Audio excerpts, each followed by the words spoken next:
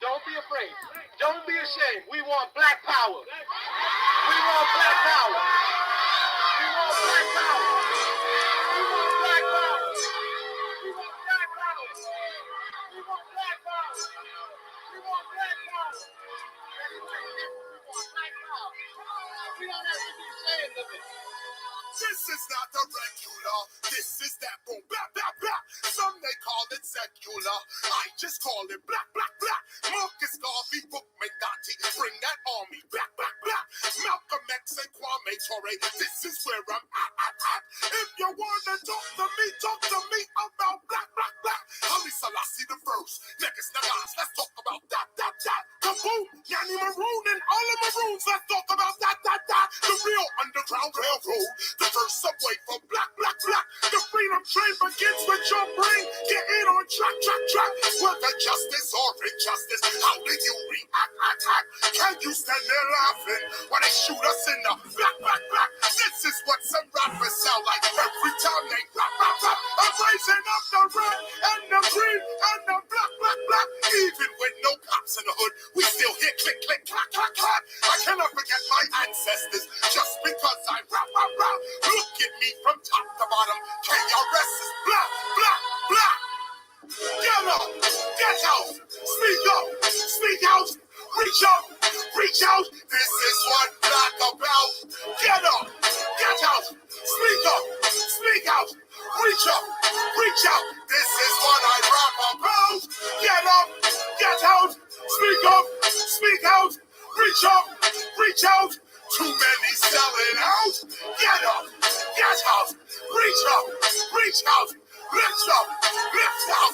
Yes, time to ask the question now. Are you really black, black, black? It is not a mystery. We under attack. If you're chatting for free, you whole our people black, black, black. Time to put aside the fantasy and deal with fact. This is not the time to be talking all that crap. Those that talk that crap, or those that don't fight back. You can say what you like for real skill. I never lack. Black is more a consciousness, the way you think and act. Yo, get up, get out, speak out, reach out. This is what black about. Get up, get out, speak out, reach out. This is what I rap about. Get up, get out, speak out, reach out. Too many selling out. Get up, get out, reach out, lift out, get out, lights out. We stay here and we beg the president. We beg the federal government. That's all we've been doing, begging. It's time we stand up and take over. We have to do what every group in this country did. We got to take over the communities where we outnumber people so we can have decent jobs, so we can have decent houses, so we can have decent roads, so we can have decent schools, so we can have decent justice.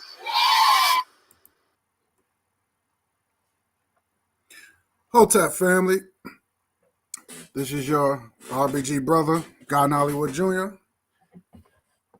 coming to you with another exclusive program. Just came off of my brother's program, Brother Bakari's program. It was definitely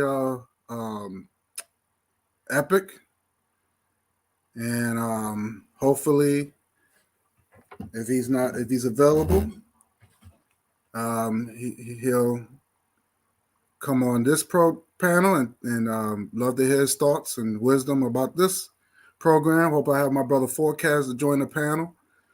Light Bearer, if she's watching, she can come join. Like I said, if Kamisi Fox is, if he's available, he could definitely join. Because we definitely, we the power hitters, man. We bring the facts, we bring the truth. Because we are very consistent of what we do, and what we do for our people. And like I said, we're not for everybody, because you got those that are traitors within our race, and they love and they so they so marinated into their oppressor's world that they, how they say it in that movie Get Out. Oh shoot!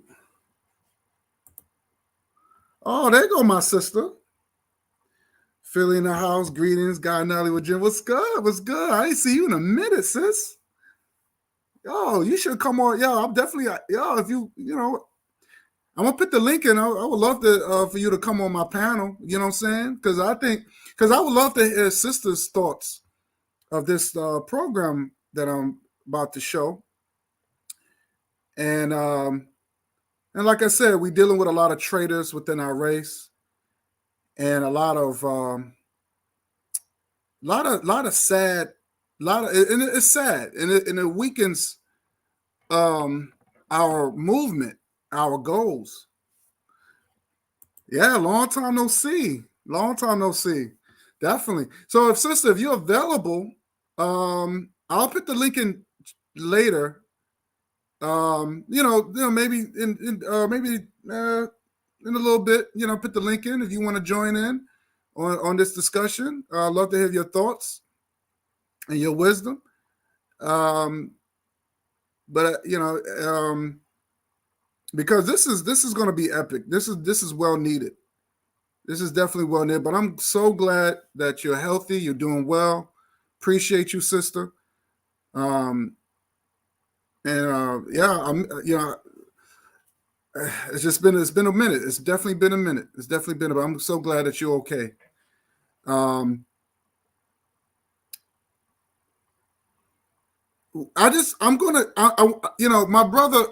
brother CJ. I hope hey, there go my brother. There go my brother.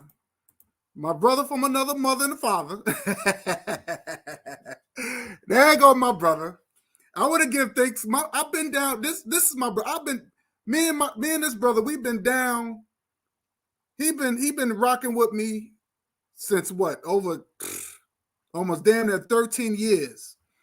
There go my other brother. What's up, person kid 21, aka MG2. What's good? Definitely. I would love to have you on the panel as well. We're gonna make this a freaking movement. I'm gonna get to you, CJ. I gotta big you up because you've been down with me from day one, CJ. Definitely, Queen. Definitely. I appreciate you too all day, every day. Every day. What's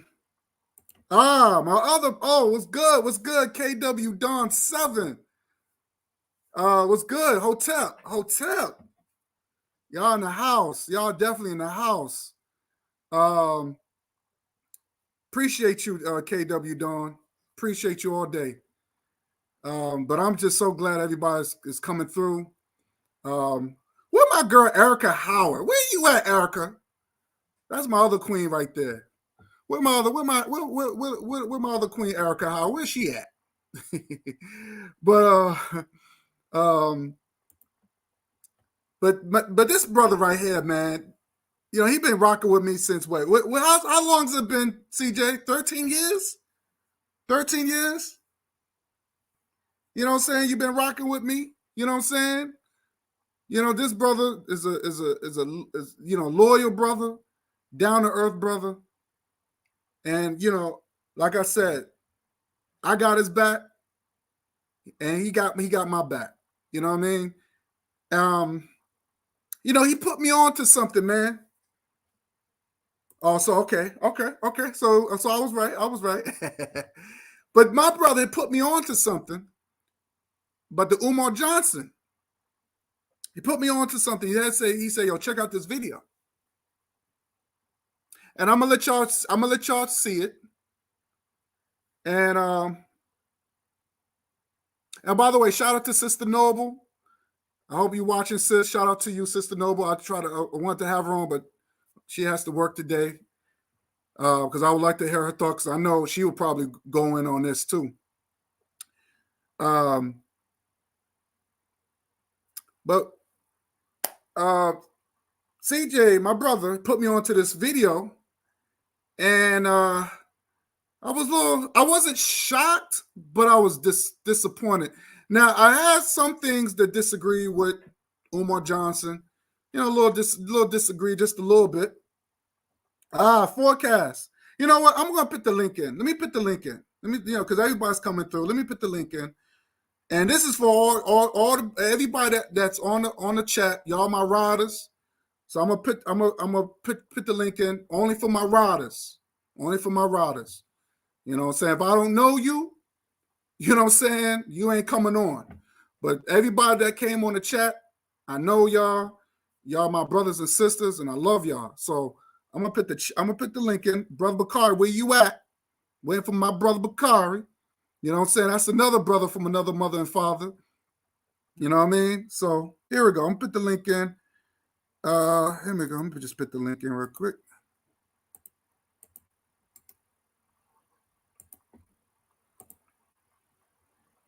Okay, there go the link. There you go.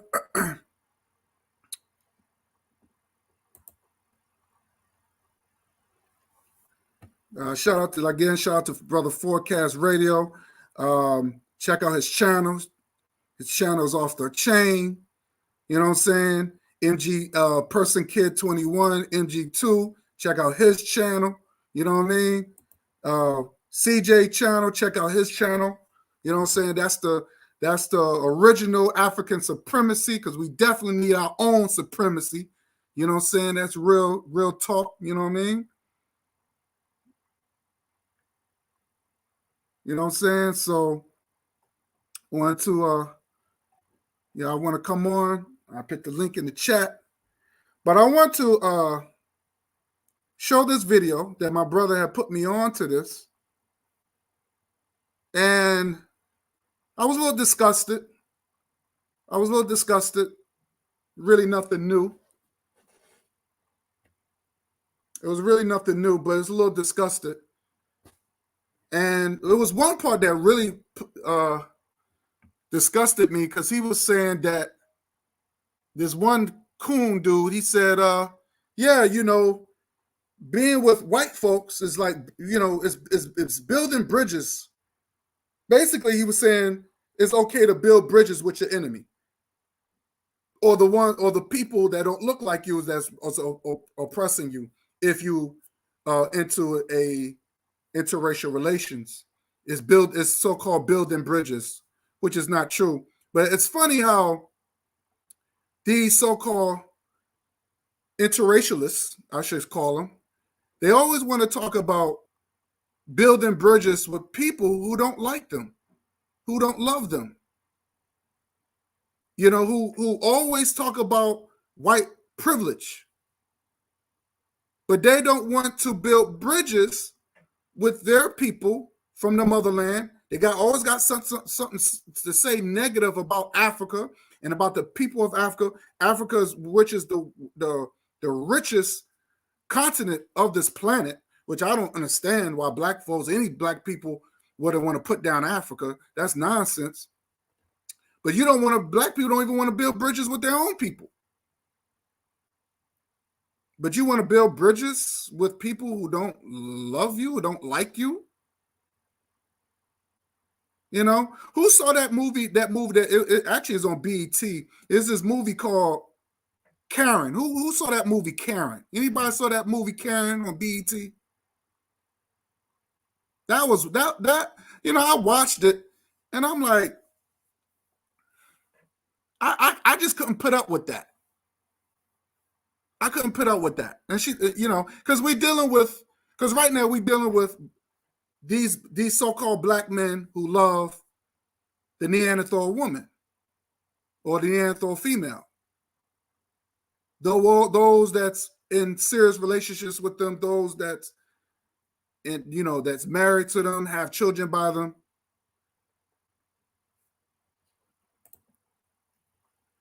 Oh, you downloaded it?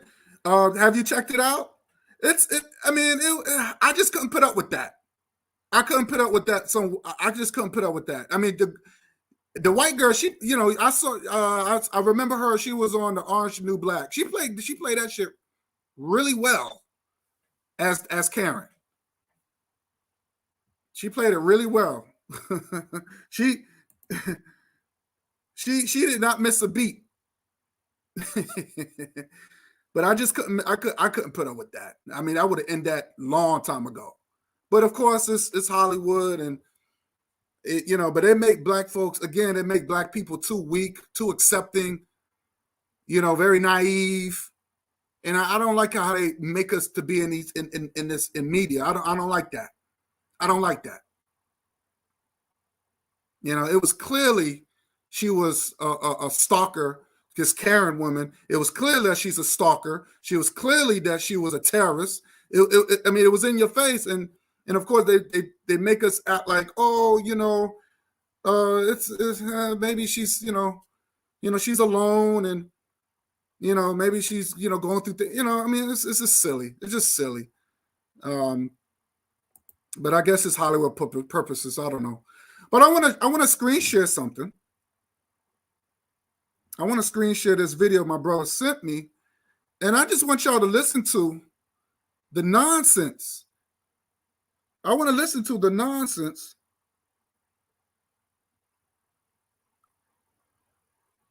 Yeah.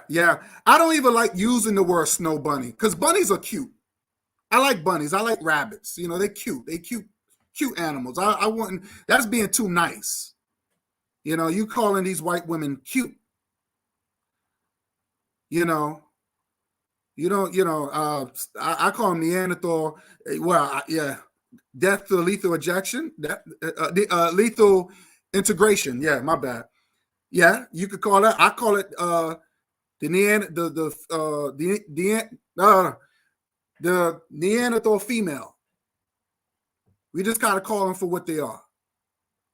We gotta call it snow lizards. Okay, that's a new one. Snow lizards. Yep, that's another one. Yeah, it is this. You know what? That is very derogatory to the bunnies. Yeah. It's very, very derogatory to the bunnies. You know, it should be a law pass. You know, that's a hate crime right there. You know, calling them poor bunnies. You know what I'm saying? Because I like bunnies. Bunnies are cute. You know, you don't call. You know, you don't. What about snow wolves? What about that? Call them snow wolves. You ever seen a white wolf? What about that? That should be a good one. But I'm gonna screen share this, and I would love to hear your thoughts and opinions. Like I said, I put the link in. Come and join the brother. Say your piece. Say your thoughts, because I want to hear your knowledge. I want to hear your wisdom about this, because this is crazy. Okay, I'm gonna screen share this. And again, thanks to my brother CJ, aka, definitely subscribe to that brother. But he put me on to this. And he put this in there. Let me screen share this right now. Let's see. Hope this is not. Okay, here we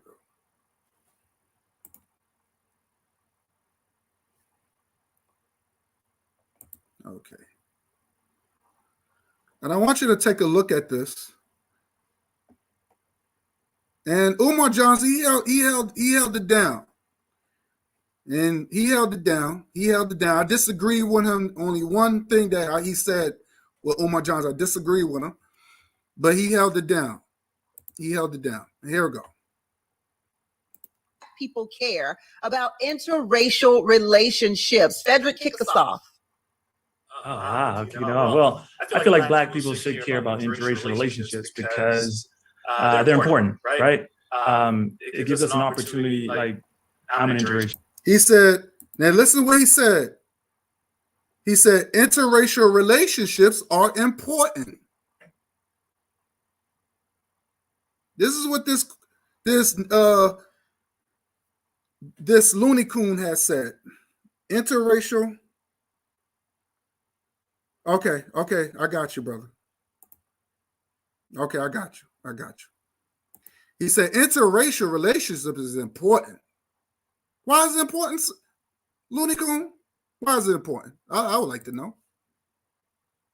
Interracial relationship myself, so it gives us an important opportunity to be a bridge. So we see ourselves as a bridge with so much divide going on. So we try to be that bridge for other people that have questions on other races, that other races and stuff like that. So we want to just be a bridge for them. We want to allow them an opportunity to ask the tough questions and be a positive light, and to be that backboard that they can throw. A bridge to racial harmony?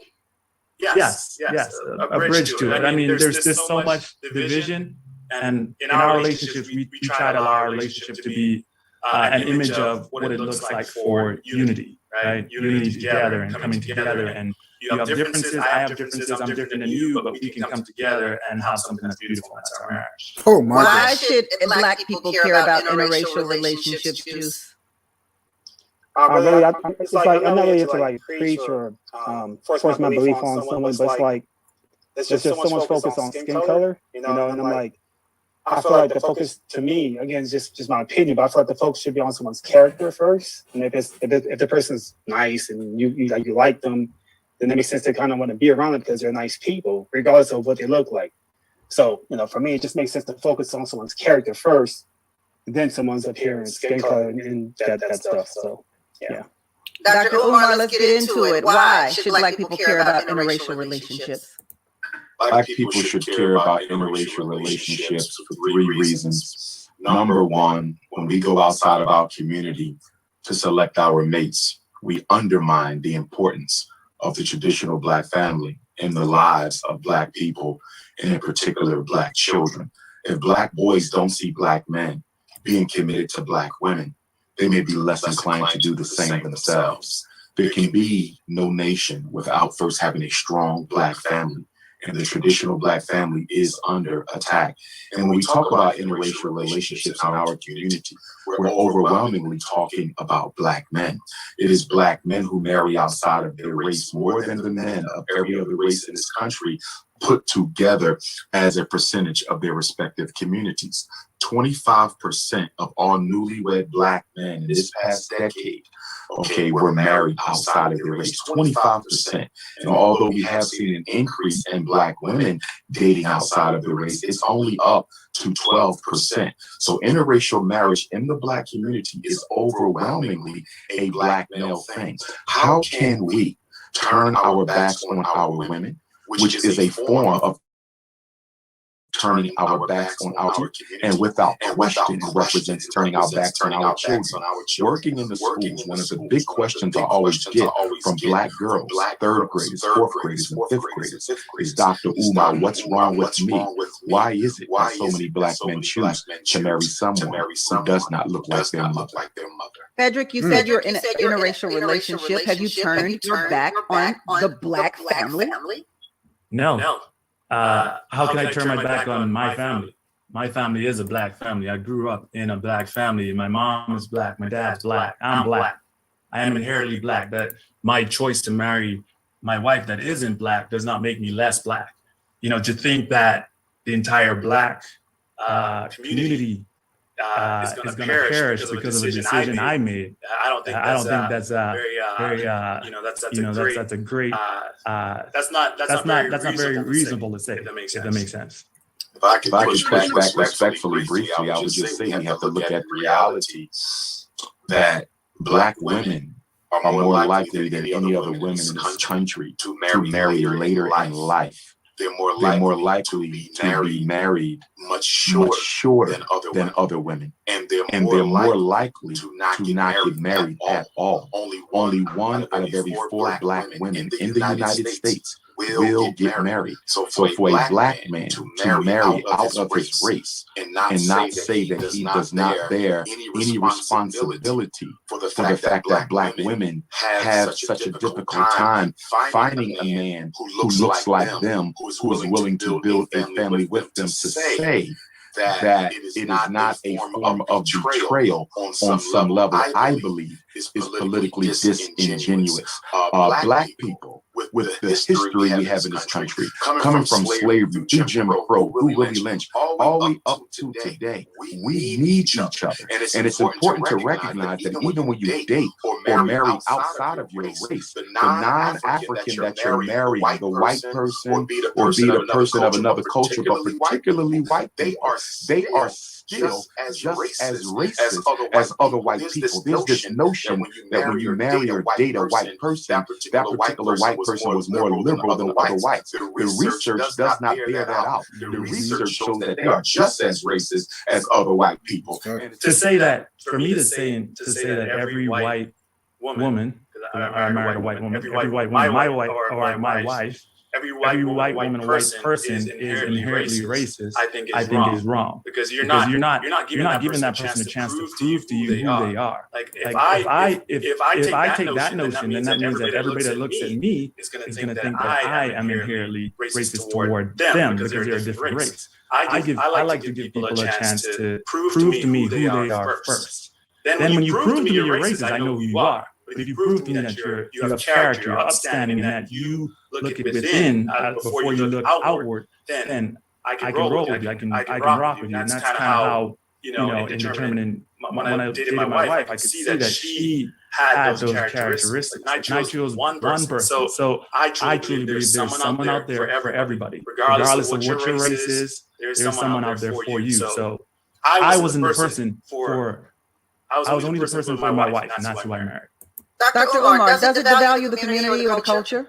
It most certainly does. What it does is it reinforces the stereotypes that have long been held in this society that Black women are not valued, Black women are not wanted, and that there is something inherently wrong with Black women, and that's why they're not desired by the Black man or the white man. Without question, when you see so many well-educated and economically comfortable Black men going outside of their community to find a spouse, even though it is not openly stated, it is clearly socially and non-verbally communicated that something must be wrong with the Black woman. The Black woman is our responsibility. Juice, you said that you're not really here to give your opinion. You're not really here to judge anybody else. Can you speak to the responsibilities that Dr. Umar just talked about when he said, look, Black men have a responsibility to society? Do you not believe that?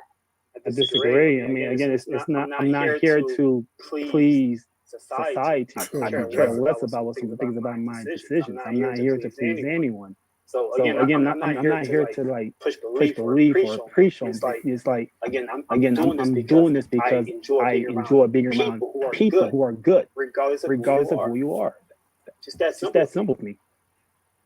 Right, but the question is, do you believe you have, as a Black man, you have a responsibility to society in any way? Absolutely not. Black or white, I'm not born in this life to be responsible for anyone or anything. I mean, it's just my decision on how I live my life, regardless of how you feel about it. So it's not my responsibility whatsoever as a Black man. Did you seek out a white woman? Absolutely not. That's a misconception that Black men seek out white women. So even if that's your preference, it's almost like being gay. That's your preference of dating whomever you want. And again, that's not why I did it because I dated a Caucasian woman. No, I'm around different people all the time. Again, I'm around a lot of dark-skinned people who are terrible. Even my own family members, they could be just terrible people to be around, and they're dark-skinned. So I'm not around them as much. If they were Caucasian, I'll treat them the same way. If you're a bad person, I won't be around you. Just that simple, really. Do interracial relationships affect the Black economy? That's a really deep. Brother Carl, you said there was an echo.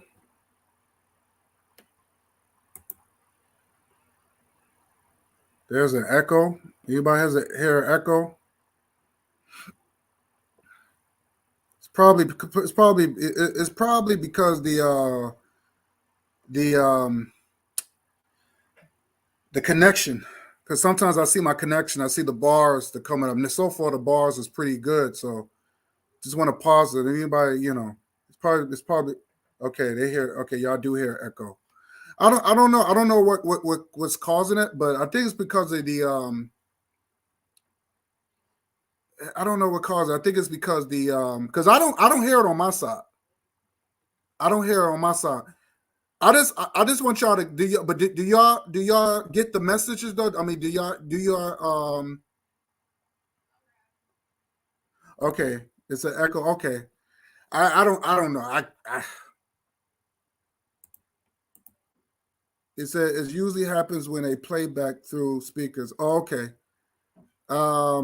I don't know. I mean I don't hear it on my side. It sounds perfectly, plays perfectly. It could be the connection. I don't know. I don't know. But it's almost finished anyway. But I hope y'all get the okay, my mic. I'm not using my microphone.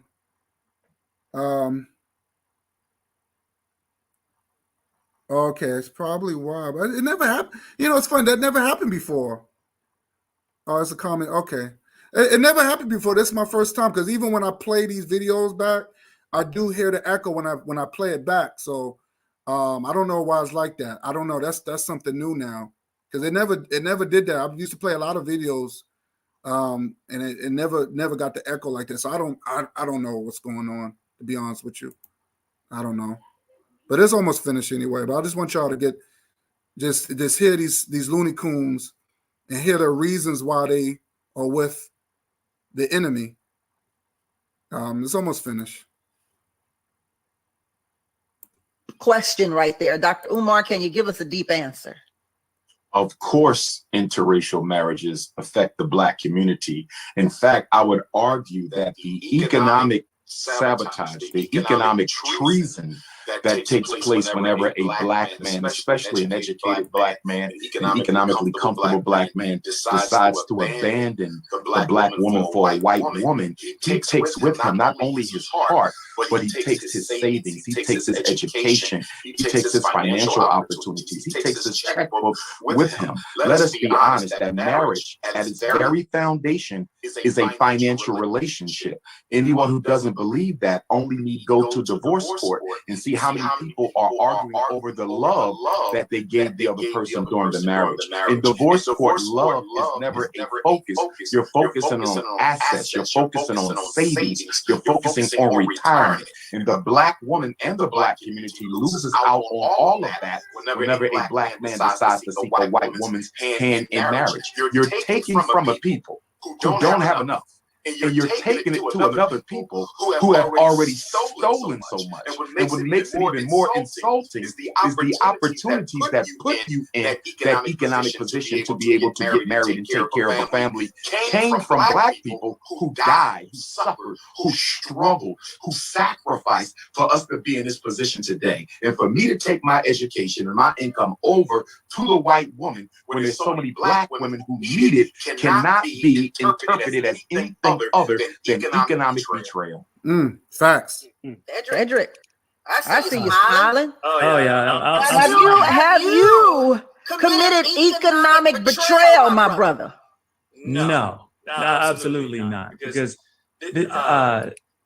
Dr. Umar, respectfully, he's saying that the Black man is taking his paycheck from the Black woman. But that's also the value of the Black woman. There's so much strong, educated Black women out there that can handle their own checks. They can pay their own money. They have my two sisters are two of them. They're two doctors.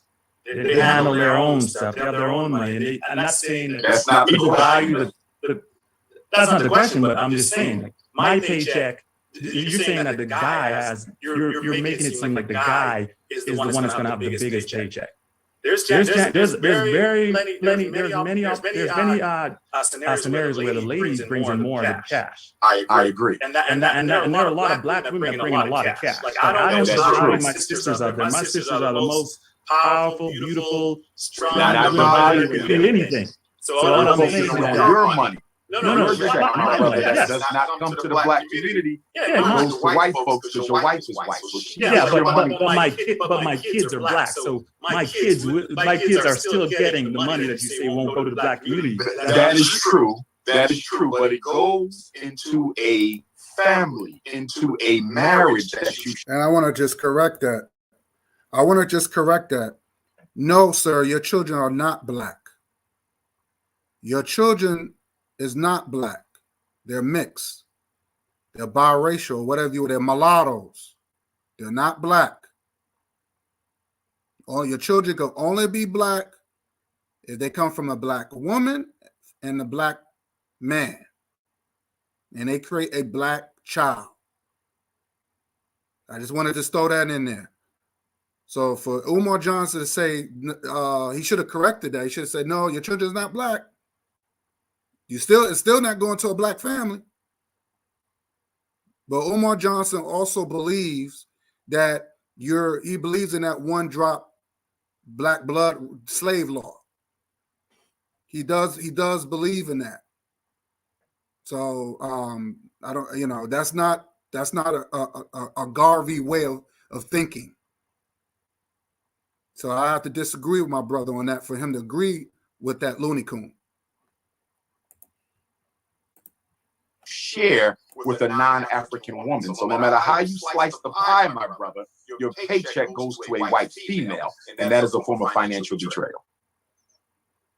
Wait, but how's that possible when his kids are black? Though? He just says kids are also black, so he goes to his children, black people. Yes, his children are black, but why are we leaving out the white woman who's making the decisions as to how his paycheck will be spent on her? That's not true. You don't. So you and your wife do not sit down and make economic decisions together. Is that what you're telling me? Yeah, but you said she's making the decision. You didn't say we're collectively making together. You're making the decisions with your white wife about your finances, correct? Yes, that's what it is. And your white wife benefits from your paycheck, no matter how meager it might be, correct? But my white wife, my Caucasian, my African American wife, my Asian wife, whoever my wife would be, would still benefit because she's my wife. That's what's called. Exactly. The point we're making is your white wife's benefits and not a black woman because you chose to leave the community to find your spouse. But you're also saying that I am the savior that's going to rescue all black women. I'm nobody's savior. I can't go. I'm not going there and rescue people. This is not about individualism, my brother. I'm not making you a savior, nor am I making you a scapegoat. What I'm saying is that you, myself, the other brother here, and every other black man has an obligation to look out for our sisters and our children. And when little black girls see you walking down the street with your white wife, many of them are going to ask themselves, what is wrong with me that he did not see a black woman as being worthy of his commitment and hand in marriage? That's the question. Interracial marriage is psychologically devastating. It's economically devastating, and it's politically devastating. Well, I guess. Let's talk about the psychological devastation. Yeah. Do you agree with that, Juice? How could he know exactly what a black, young girl would say when she sees a quote unquote black man with a white woman watches? Because I talk to them on a regular basis. I'm a school psychologist, a school principal. I'm also a clinician. Children are okay. Let me throw this in there. That was a dumbass question that Coon has said. That was a dumbass question. Everybody know about the doll test, right? Who knows about the doll test? When you see the young black girl, and she picked up the white doll, why is she picking up the white doll? Because she don't value herself as beautiful. They asked the little girl, why you picked up the white girl? Because some of them might say, well, she looks clean. Some of them might say she's prettier. So what is this guy saying? What do you mean we don't know? That's a silly question. are what I do for a living. So I tend to have a very good pulse on what Black children are thinking. But how can they speak for all Black women? I'm not trying to speak for all. You know what I mean? Black Like, it children. doesn't make any sense. But you're running away from the question. How about we answer the question as opposed to trying to change the variables of it? Do you believe that there is a psychological consequence to Black men dating white women or women outside of the race? I mean, I could say yes to that, but with no actual science, I really can't speak on that actual term. But maybe some young Black girl may feel that way, but to kind of generalize all Black young women that they feel this way, and they say white women with a Black guy, they feel like something's wrong with me. That's just kind of crazy. Kind of just put them on that same pot that they feel this way. When they see that, you know, if they were to see that.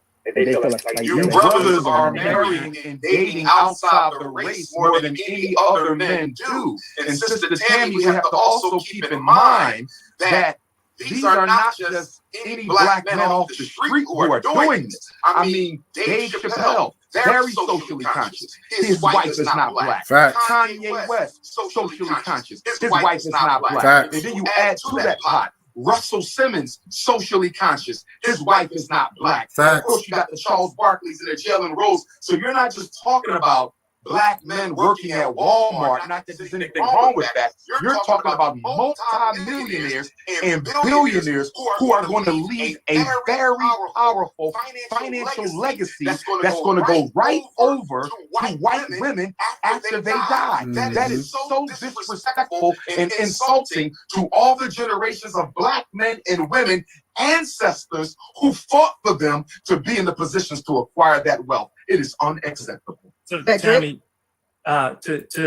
this is saying that we know what all our ancestors would say. What's to say that our ancestors did not exercise forgiveness, even though they knew what was happening to them? This is not about they aren't forgiven. It's not about hating white You're people. saying, I'm not against interracial marriage because I hate white people. I'm against interracial marriage because we need to build up our people, my brother. Right. I have nothing against your white wife. I can have a great conversation with your white wife. And at the end of that conversation, I will respectfully let her know her husband had no business taking a woman other than one from his community as his wife. It's not about hating white women. It's about loving Black women. And that's why we Right. protect Black families. so as I was trying to say before the doctor read Go off, ahead, Fedric. what I wanted to say is that there are a lot of, it all depends on what are the conversations happening in the household, right? When you go back to the psychological impacts, like what are the parents teaching their kids? So what are the conversations that you're having in your household, Fedric? The conversations I have in my household is that we have conversations about race. We have conversations of what you do in certain situations. We have conversations about how you should judge people by the content of their character as opposed to the color of their skin. We have conversations that give everybody a fair shot before you go putting judgments on people. Before you put labels on people, actually take the time to speak with them, take the time to get to know them, and give them a shot first. So where are these white organizations, these white women organizations for police brutality, these white women organizations for education? Do you believe that white women should be more involved, and particularly if they're married to a Black man? Good question. Well, I'm not sure what's her name, but I do know some older Caucasian woman that does. They speak on, like racism and all those things. Unbelievable. I really can't stand that topic too much. But I feel like I don't see the point of them really having to have that kind of their responsibility to protect me. I can protect myself. No, you can't. No, you can't. Kind of stuff of protesting and speak about police brutality and all these things. Feel free, but me personally, I just don't see the point why she has to really be involved in those things. I just don't see the point. And I think, Tammy, a lot of times, like, we want to go for the big hit and you should be marching and doing all this, which is all great. But I think the biggest things we can do is to speak up when stuff is happening, right? So I know there are many Caucasian friends that I have, my wife all included, that would speak up if they see injustice. Many Caucasian This is where I give my guests one last chance to get their point across and to tell the people why or why not interracial dating should happen or should not happen within the races. So let's kick it off with you, Fedric. Well, I feel like you should marry and go after and be in a relationship with whoever it is that you love. Just go after love. You choose love. If that person's in a different race, yes. If that person's in the same race, yes. Just pick someone that's committed. Pick someone that's gonna love you forever, and just fight for it every day. Oh my God. Dr. Omar, Wow. your thoughts I on would say that all black men who are considering marrying a woman outside of our community need to think long and hard about what they are about to do and the consequences that it has for our community economically, socially, politically, and psychologically. We don't hate nor are we against any other people, but we unapologetically advocate for the best interests of our community, and that means black men married to black women. Juice? Basically, it's like, what if that black man was born in an environment where there was only Caucasian women? Like, what does he do? Does he have to wait and go fly to? Like, how does this work? So again, to focus so much on skin color, It's not the reality. That's not the reality. Right. Black women, yes, sisters are everywhere. Listen, I'm in Europe right now. I'm in Macedonia, Europe right now. Ain't no black women in Europe. There's sisters in Europe. That's a damn lie. There are millions of black women in Europe. I've been all over. Macedonia, not in Macedonia. Oh my God. Maybe you can Google where are the black women. Practice some self-discipline. Not Macedonia. Not in Macedonia. Hell no. None of that. I'm the only one that's high here, literally. You're the only black person in Macedonia. Man, come on, you think I'm lying? I cannot wait to get a trip. It's a culture shock. It's a culture shock. Go ahead, Patrick. I was just curious on a question for Dr. Umar here. You said you have 2 daughters. Is that correct, doctor? Yes, sir. What if your daughters come to you and say, Dad, I know your feelings, but I am falling in love with a guy outside my race? And I will say, I will always love you as my daughter, and I will always be disappointed in your decision. Facts. That's what I would say. Ooh, that hurt. That ain't hurt. That's reality. The truth hurts. That's what my dad used to say all the time. The truth hurts. He's honest. Yeah. In today's world, to answer Tammy's question about interracial relationships, I do feel like that can be a bridge to help mend the racial divides, because an interracial relationship brings opportunity to change, opportunities for change. It allows opportunity to change. What change? Y'all been taking white girls from 55 years, but the 1967 love in Virginia. Yeah. What change has 1967, yeah. Doctor, Who's about to explain the change now, Dr. I'm going to explain the change, doctor. Yes, sir. I'm not trying to do an overarching change. I'm changing one person at a time. So if you take one interracial couple and you take their family, if their family is, as you said earlier, all racist or inherently racist in some kind of way, they can see the love that couple has, and that can cause those wounds inside them to be healed. That can cause them to actually start looking different. So white people are going to start being racist, stop being racist if they had a conversation with you. No, I'm saying the families watching the love that an interracial couple have, the families of that Caucasian person. They're going to change. Their political and economic values are going to change because they see you loving on a white woman. I'm talking about their heart. Oh Their my heart God. is going to be changed. That's where it starts from. It starts in the heart. If you can change a man's heart, you can change their family. My brother. I'll give him that point. If you can change a man's heart, if you can. Family. This is not about emotions. This is about power. Right. Economic and political control of resources and opportunities. Love has nothing to do with Facts. it. Sleeping with white girls does not produce racial tension. Cedric, do you believe it's about economic power? No, I don't believe it's about economic power. I believe it's about just coming together and accepting and celebrating everybody's differences and finding that middle ground where we all can live in unity and just move forward together. I asked you, so I'm going to ask you now, what are the misconceptions that you receive from people because you marry a white woman? You get the misconceptions that one, you only date her because she's white. You're trying to make kids that are lighter complexion. You get the misconception that, like Doctor said, you turn your back on your community. When in fact I feel it's the difference. I feel it's actually the opposite. You're actually embracing your community, trying to show them off in other atmospheres or environments where it may not necessarily happen. For other people to see, I think there's power in seeing an interracial couple walking together in love, seeing that. I think there's power to see that and with so much divide and racial tension going on now, to see love and to see two people in harmony walking together, I think that's healing for our nation. But you know what? Let me ask you this: when you say it's healing for our nation, I don't think that Black people are as upset about interracial relationships as white people actually are. I think Black people are a little more tolerable when it comes to interracial relationships, but white people, on the other hand, not so much. Mhm. So Facts. how is it that you marrying a white person could change the heart of a white person? I think you change it just from if that here's the deal. There are some people that just aren't open to having conversation. They aren't open to seeing anything different than how they've been taught or grew up or from great grandpa told them. But for the ones that are, it will change them. The ones that are willing to sit down and ask the questions and look through a different lens. I feel like if you look at the other side of the bottle in anyone, we can see and take a walk in their shoes. We can see how they live. So, Dr. Umar, do you believe that Black people are a little more patient when it comes to interracial relationships, a little more accepting than white people?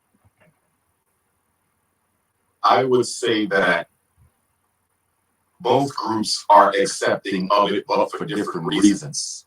Black people are accepting of it because we come from a religious indoctrination that forces us to be politically colorblind. And white people are accepting of it because, as I said earlier, the only white women that Black men can have are the white women that other white men don't want. Facts.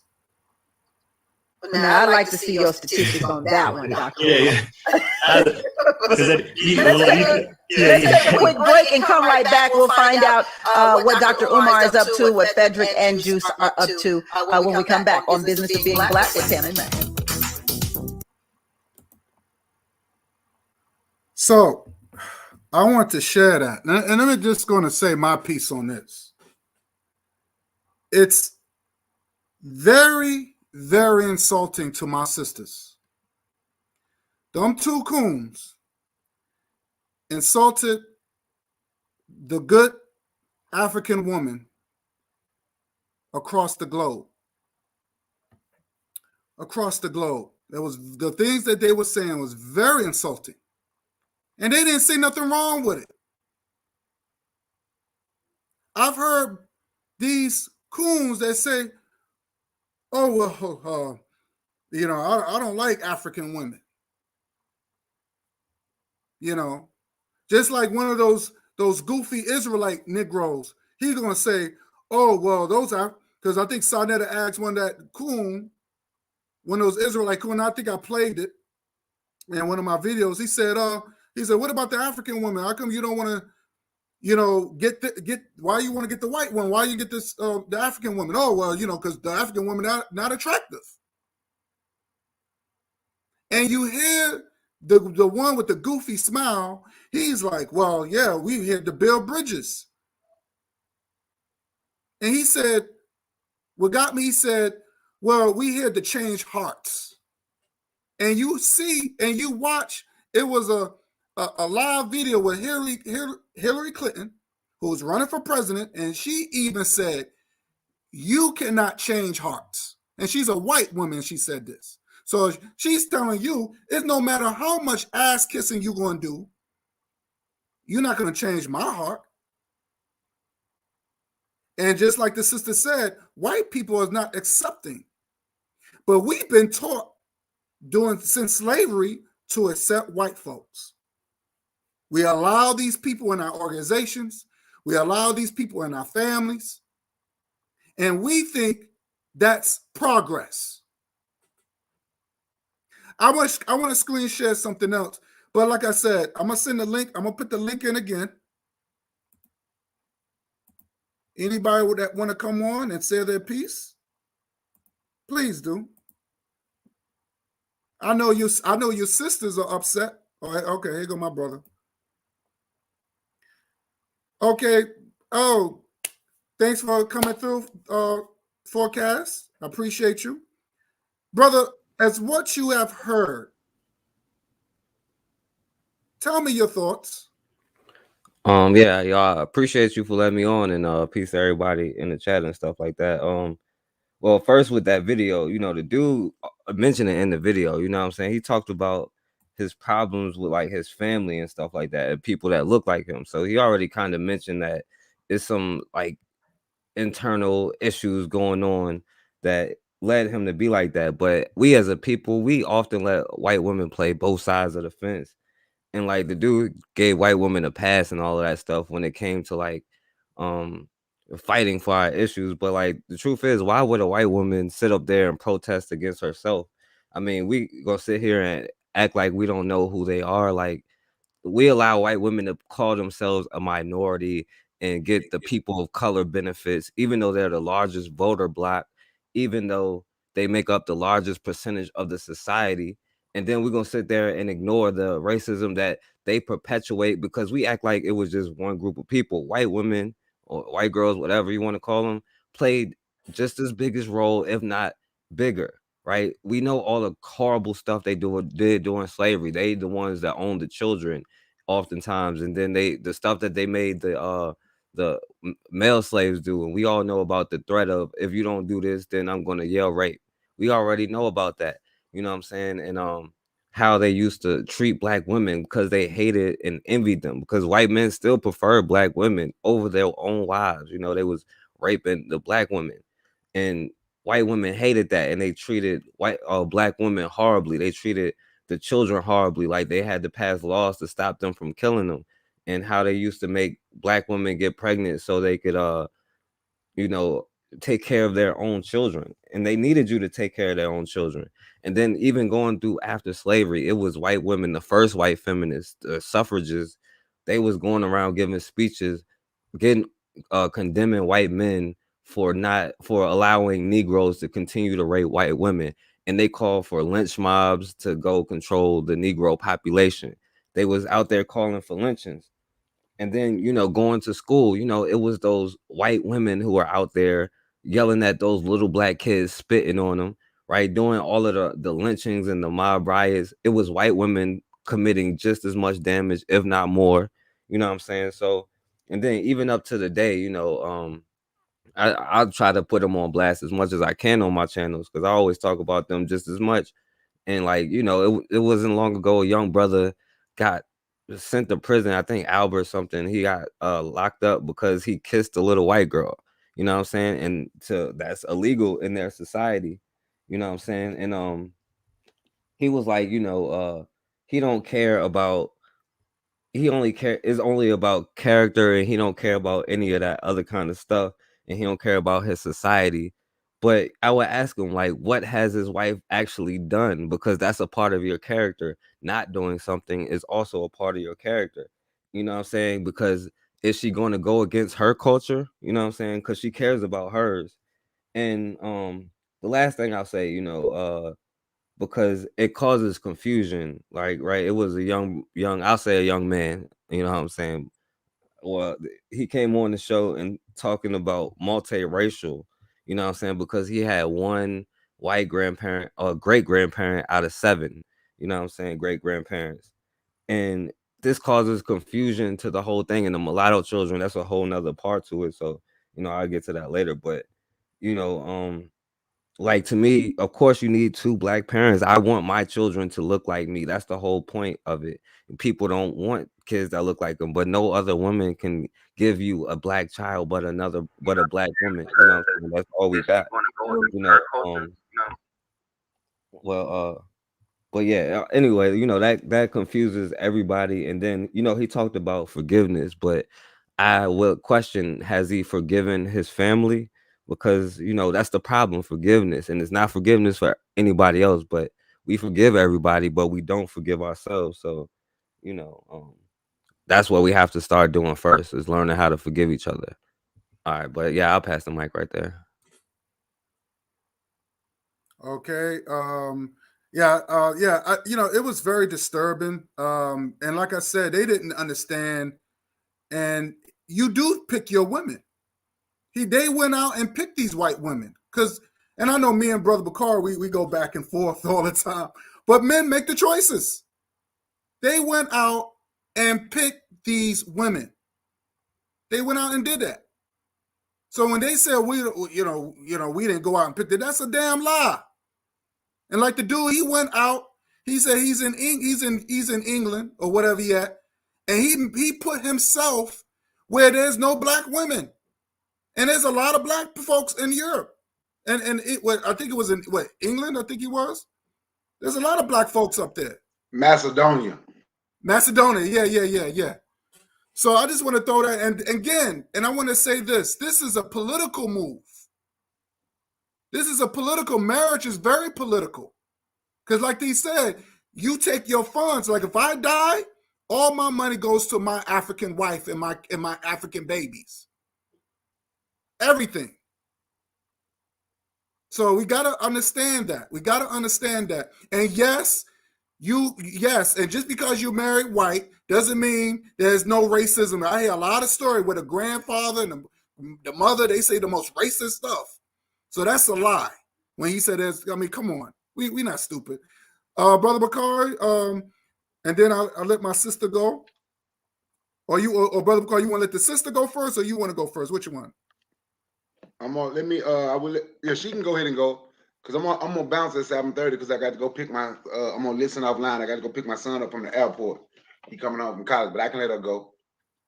You sure? If you gotta look, well, say your piece first, and if you gotta go, then. No, go ahead. I got time. I looked at the clock. I got time for her to go. Oh, okay. All right. Go ahead, my sister. I'm glad you came through. Hi, guys. Long time no see. Long time. Good to see you. I'm good. How's everything, sis? Oh, it's best to be expected, during these chaotic times. I'm hanging in there. I hope all my people hanging in there, fighting for our lives, fighting for our jobs, a little bit of everything. Yeah, exactly. Well, go in, sister. I know you want to go in. I saw you. This is a topic that I'm always fighting with all the time, especially with my baby brother. Me and him go at it hard when it comes down to this interracial dating. I'm a single woman now. And I'm a divorcee after 32 years. It didn't work out in my marriage, because of spiritual reasons, growing up reasons, and stuff like that.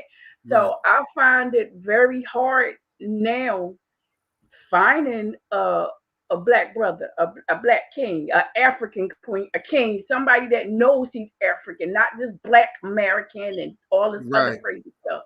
Facts. And I personally feel I would rather miss out on love, true love. I'm talking about black love, than to settle for anything outside of me. I love my black brothers. Yes, I do. I am for my brothers. I don't care what race they are. My brother always tell me, well, that's racist. We all are human beings. I said, says who? You got to be careful. We as black people got to be careful of who we share our DNA with, because all our DNA is not the same. You know what I'm saying? And some black women who try to have babies with white men, you know how much things they got to go through. They got to get shots and needles and stuff to bring forth other children for these men. Black women don't tell you the things they got to go through to bring children in the world with these. I call them Neanderthals. Facts. Okay, that's what I call them. We go through a lot because everything, our system is different, and they don't.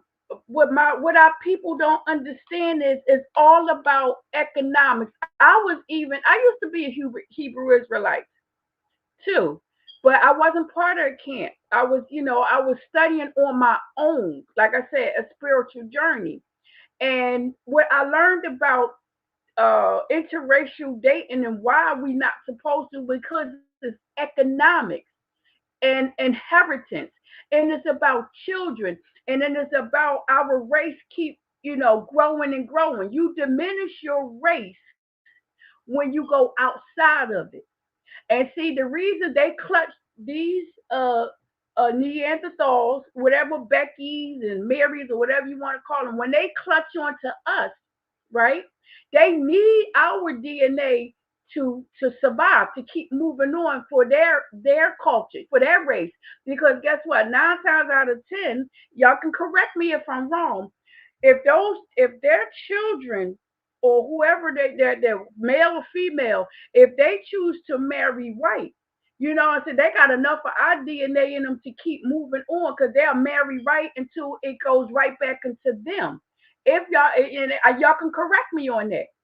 You know what I'm saying? I saw videos on that where the white is an old black and white video, and it went on YouTube. I don't know if y'all saw it, but the white guy was saying this was a black woman right here, and as you seen her, she was a nice complexion, and then as they kept raping, the next generation that person was light. That next generation was light until the next one was completely white. That's facts. Facts. You see what I'm saying? Yep, you're right. So, Hmm. it's important for us to grow black love. Our black family was strong back in the 30s and the 40s. They were strong. You didn't see the husband without the wife and the wife without the husband and the children. And we had a strong economic system back then until that was destroyed. And those brothers that I seen, I don't even call them brothers because they black men, right? Black skin, white with a white mind. You know what I'm saying? They how you gonna bridge? It's not your job to bridge two cultures together. It's your job to bridge us together. Cause I see black love just disappearing. It's disappearing so bad. I can't even find me a brother, and I ain't looking because I'm the good thing. You supposed to be looking for me. That's right. You know what That's I'm right. saying? Yep. I'm not hungry for no man. Guess what? If my spirit don't draw the man that I want, guess what? I'd rather just sit back until it's time. You insulting our ancestors. Our ancestors are upset. This is why the black race is so messed up because religion did a head job on us. Oh, we supposed to love everybody. No, we not. Who says? We ain't supposed to love everybody. We're supposed to love our own. You know what I'm saying? And by us acting like this and we're going to disappear economically. We are. Marriage is just a business. Because at the end of the day, when you get a divorce, it's all about your assets. And yes, they all will go over to their people. And us black women are just sitting back here like, damn, our own men don't even love us. What did we do? We not valuable? We are very valuable. I value myself. If my black man don't value me, that's his loss. But I value my black man. And I came to the conclusion that I had to apologize to my black men for my behavior. Really. I had to apologize to them to say, hey, I'm sorry. I'm sorry I disrespected you. I'm sorry that I took away your manhood. I'm sorry. We should be apologizing to each other and building each other up and be that strong, powerful force. They are I agree. afraid of us. If we Hmm. connect, oh man, it's over. It's over. And I don't want to, because the young Bakari got somewhere to go, but that's just my view on everything. Sister, you was on point on everything you said. You was on point, and I I love, tried. I I love a tried. sister. Boy, I love a sister's fire, boy. I love it. I love it. All right, brother Thank you. Bakari, go in, brother. Go in. I know. For me, first of all, like I said, I've been said, both of them make the choice. The man choose, he go talk. They made the choices to go be with who they want to be with, right? Like I said in the chat, I have mulatto grandkids. I still don't agree with interracial dating. My son knew it, and that white woman he with knows it. I never called a mixed child black. I call them what they are. They're mixed, because you can't erase the mama. There's one thing in that Dr. Umar said that I don't agree with. That child is not black. That child is mixed, and we have to stop saying that. You cannot erase a child's mother. That's one. But people but black males like them. I'm not gonna call them in. Black males like them. Uh,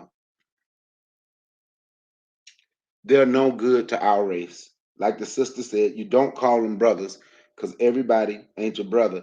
Just like the young guy that was on the forecast panel the other night. I called him a young man, a young male, because you're not a brother. You say you're multiracial. He's not my brother. And that's just a fact. Ashamed to be who he is in that person. And when they started talking to the one guy, he didn't even say black. He just kept saying you can find the dark skinned people, and the dark skinned people, the dark skinned people. He never said black. He never said African. I don't even know what you mean. What do you mean by you can find some dark skinned people? What do you mean by you find some dark skinned people? They are absolutely ashamed of who they are. They have, I still say, they have mama problems, and they have been hurt by a black woman and can't let it go. But they are willing to go through everything and say, let's forgive them. We have to forgive. But like Forecast said, we forgive everybody except ourselves. He constantly talking about you can change their heart. That is something I always speak on. Stop trying to change other people. Stop trying to change other people. We have to change ourselves. Those people are too far gone. But it's what we teach the youth. You understand? Is what we gonna do and what we teach our youth, what we teach our kids. I have a son, I have a younger son, 18, and he'll never touch nothing if it ain't black. I have a younger 17-year-old daughter. I have a 28-year-old stepdaughter. My oldest son is 30. He chose to go the other way. That's on him. I still love my son. I'm like Dr. Umar. But I'll never respect that decision. Never, ever, ever, as long as I live. Because I absolutely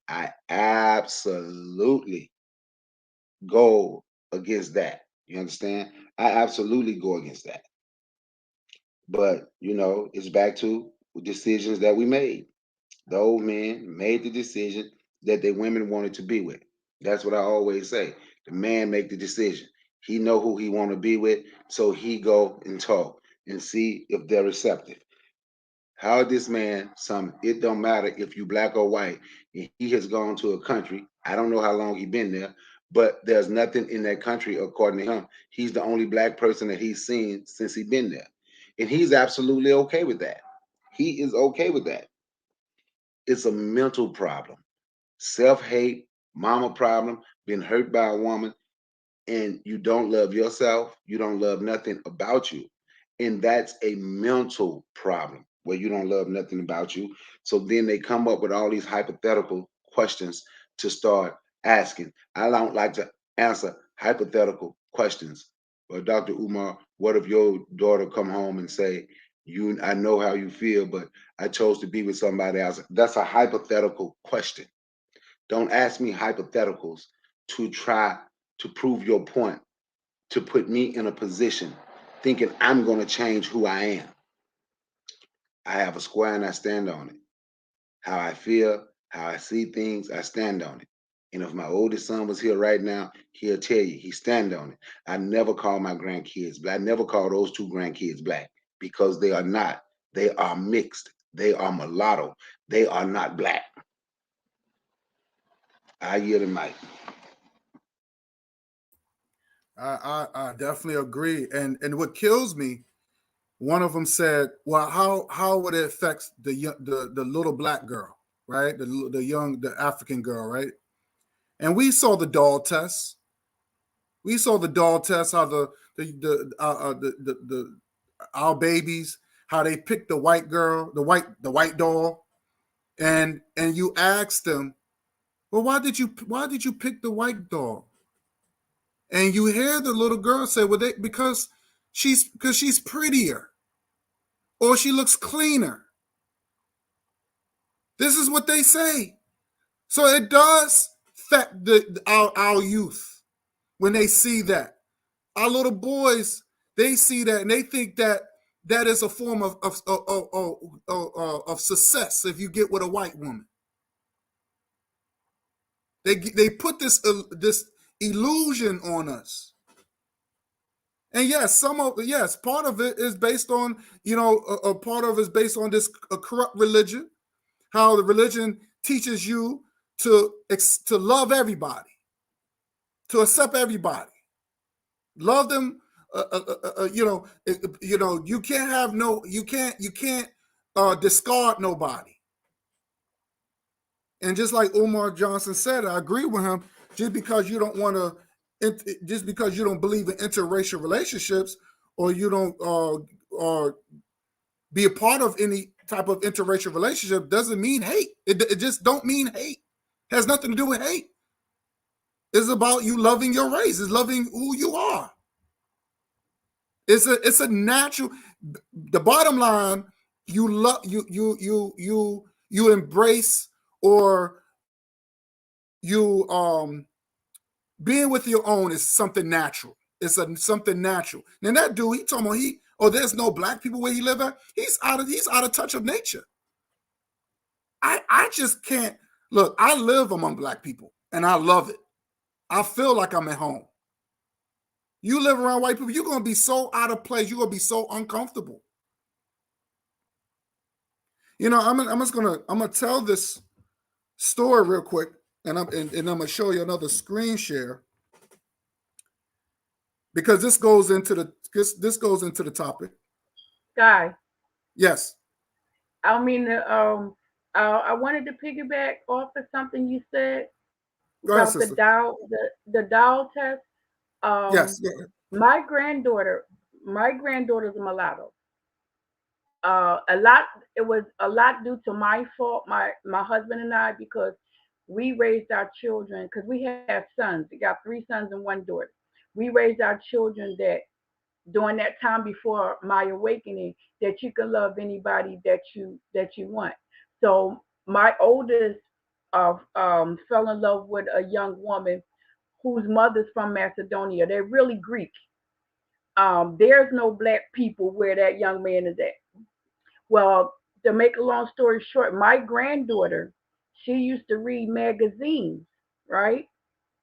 And I was looking at the magazines, and she was looking at a magazine. It was all white women in it, right? And then I showed her another magazine with a black woman, beautiful woman. Oh my God, this woman was gorgeous. So I was like, can you tell me the difference between these two women? Why you look more at these women? And she was just, she had to be like 6, 7 years old. She was recognizing that she looked different from my husband and I and my children. We're dark.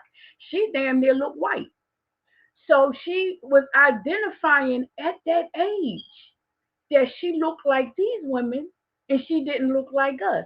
Only thing she had about us was her hair, because her hair is like a kinky curly, but it's really long. That's the only thing that she had of us. But when she looked at her skin color, I was like, darn it. And we never taught her this. This was something she observed on her own. But I was like, with myself not really understanding, you got the best of both worlds. You know what I'm saying? You got your black on this end and you white on it. I don't know how to raise her to be a white child. She lives with my son because her own mother and her grandmother disowned her because she's a mixed child. They disowned her. So we raising, my husband and them are raising her now. But that's what I wanted to say. They do learn. They start to recognize on their own. It's not something that you teach them. They learn it on their own. And they know how to identify it without you even say anything to them. But that's what I want to say. Yeah, it's to me it's a conditioning. if you notice when we are born, we have no knowledge of anything. You know, you're taught to how to eat properly. You taught to speak, to learn certain languages. Everything that we are doing is been taught. Our mind is a computer. So if you're being taught to hate yourself from years and years and years, that's what you're going to do. So if you look at our hero, brother Malcolm X, and if anybody that read his book, what did he say? He said he'd been called the N-word so much he thought it was his name. That shit got me. And we sitting in here and our people are using that word like it's nothing. And now it become part of them. So it is a conditioning.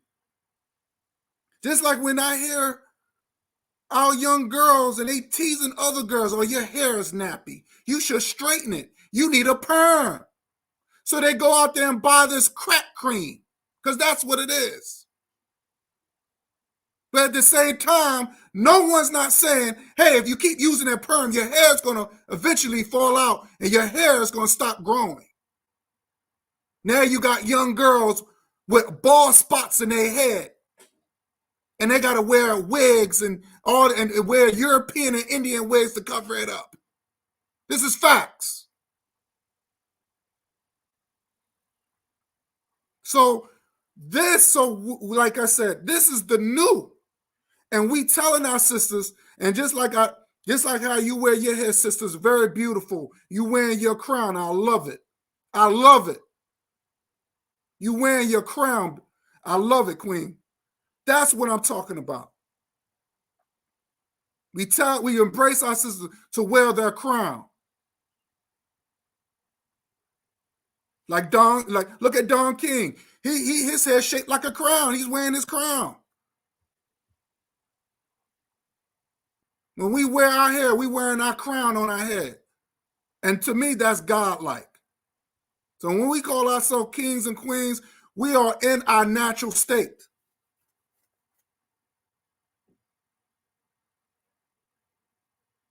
So yes, it's a condition. Them clowns are conditioned. And they didn't even realize it. And they didn't realize how insulting they was on that show. So I want to show you something else. I want to show this, and I don't know if anybody's seen this. Light Bear, if you want to come on, you can come on. Since I put the link in the chat.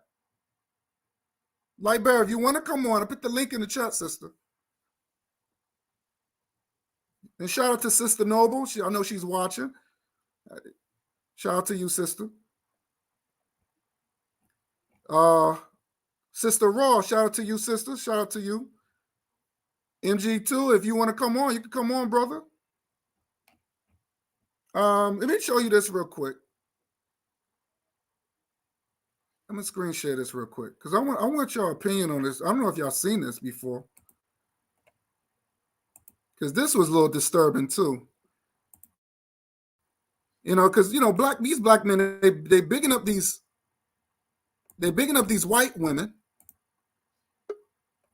Who's this? Okay, that's Lightberry. They bigging up these white women. Give me 1 second. I'm trying to. Hey, brother guy, before you put that on there, let me tell you, man, thank you for letting me come on. Peace to everybody. It was nice meeting you, sister. I can't say your name. Erica, the one who, all of that. And everybody in the chat for listening. But I got to go pick my son up from the airport. Okay. All right. Okay, brother. I'm gonna be listening though. All right. Thanks for coming through, man. I appreciate you. And thank you for letting me come through, man. Peace, everybody.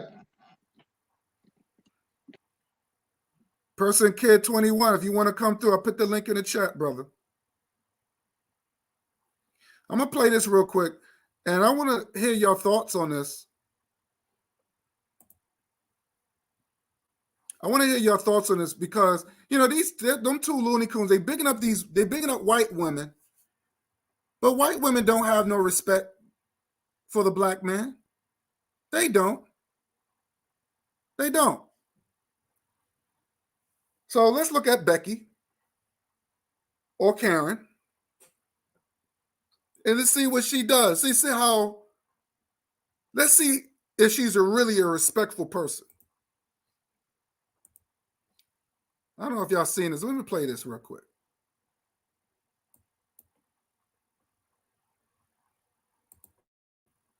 Ma'am, it's a goddamn comedy show. It is.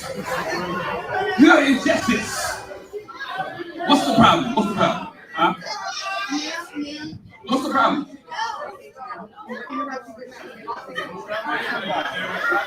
I don't want to know what you got to ask me.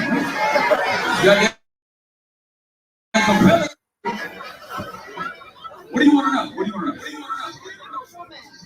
We know you're a woman. We can tell. Good. How? How am I insulting people by talking about sexual matters between adults? I'm talking about consenting adults here.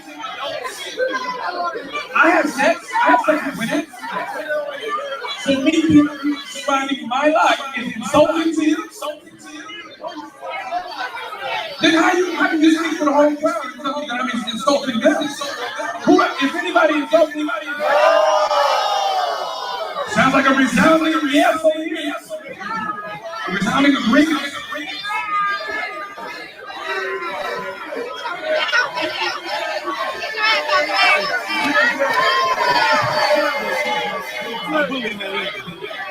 Hi, Karen.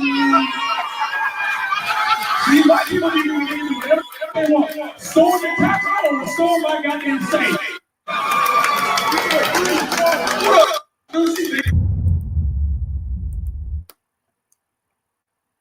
I just wanted to play that. But because she's white and she has this so-called privilege behind her, and she feels that she can storm this brother's show. Now he's a comedian. And because she didn't like what he said, she decided to storm the stage. Now, our sisters don't do that. Our sisters don't do that. And she should have, and I bet you they didn't kick her out the place. She sat her ass right back down in the chair. But she should have left the building, because to me that's dangerous. She's dangerous. She's dangerous. So when I hear these two coons then say, well, we building bridges, how is that building bridges? When you have white women like that don't respect the black man. And there's been many incidents like that where they feel privileged, where they say, well, I'm going to disrespect you because you my enemy. She didn't look at him like a human being. She didn't look at him as equal. She didn't look at that brother as building. She didn't treat him like as far as building some bridge. I don't know if anybody's seen that, but that was very disrespectful, very dangerous. Now, what happened if the brother just defended himself and just said, and welled on her and said, hey, what happened if he said, look, because I'm gonna be honest with you, I would have threw something at her or something. I don't know what she was planning on doing, because that was a terrorist move that she did. She could have walked up she could have had a piece on her, and we don't know. And they didn't get her off the show right away. I didn't like that.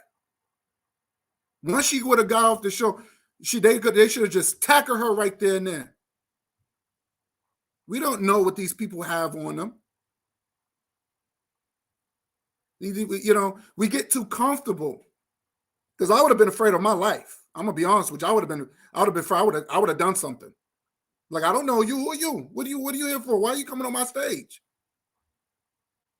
That's a problem. So I'm gonna ask. I'm gonna ask. What's your thoughts? I'm gonna ask. Go start with Forecast Radio. And if you want to piggyback on the last program, you can, brother. And then we're gonna go from what's how you your sister, how you pronounce your name? I'll say one who pampered this on site. How you say Arik? Eric, one who's pampered. I think that's how you pronounce it. And then It's Enrique. Just call me Enrique. Enrique. Yes. Okay, cool. That's And my then we go African name. Enrique. Oh, okay, gotcha. Enrique. Okay, gotcha. Enrique. Yeah, I was trying to figure out how to pronounce it. But my real name is Tina. For y'all can call me Tina, but that's my American name. But I No, love I'll my call you I like Enrique. my No, sister, I'm going by your African name, Enrique. I'm going, but we know this is an African channel. We're gonna go by your African name, sister. I got you. And then after you, sister, we're gonna go to Lightbearer. Go ahead, Forecast. What is your thoughts about that? Well, I mean, well, if the sisters want to go first, they can, you know. Okay. Any sisters want to? Okay. Any sisters want to go first? Is this regarding the Becky Yeah, the one the white woman that got on stage and she disrespected the brother who's doing the comedy, and you know. You know what? They always feel. I don't know what it's about the Neanderthal woman. They feel entitled. They, that they can do, what they want to do and disrespect us and disrespect their men, our men and our people because they can. They were allowed to. They were allowed to do this. You know what I'm saying? I think the issue with the Beckys and our men is that they were always untouchable. Like the Beckys are always untouchable back during slave time.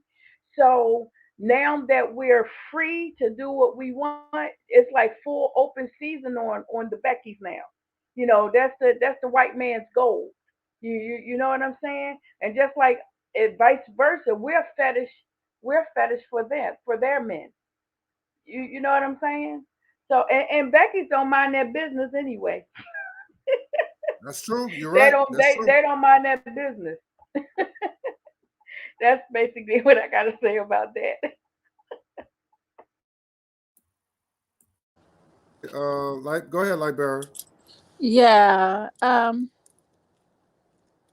it's definitely not love relationship. We should know that by now.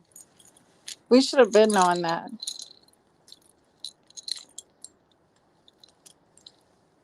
since day one. If it's always been war, killing us, where's love? Where did love come and play in any kind of relationship with them? That's where I'm still trying to puzzle over. Facts. I mean, there's never been no respect for us. Period. Respect means you care about our children. You wouldn't put our children out and feed them to the alligators. You wouldn't get jealous over us when we try to economically build businesses and stuff like that. You know what I'm saying? You're right. That's true. Facts. So I'm puzzled to how we are to raise our children in this society. See, this is why we have CRT. Not for the white children, but for the black children, for our children. Because, the sister said she raised her sons to love everybody. Is that fair for us to really be the ones telling our children with the history that we've had with these people? Was it fair to take what they gave us as religion and listen to it and read the books and go by what they say, what they said? I mean, there's no love in that. There's Not at power all. and control and greed. selfishness. That's right. not love. Never was and never will be. I don't care how pasty the girl look, and he thinks that he's wildly in love, or how pasty the woman's man looks, and she thinks she's madly in love with him, and he's madly in love with her. It's all a lie. It's always going to be a lie.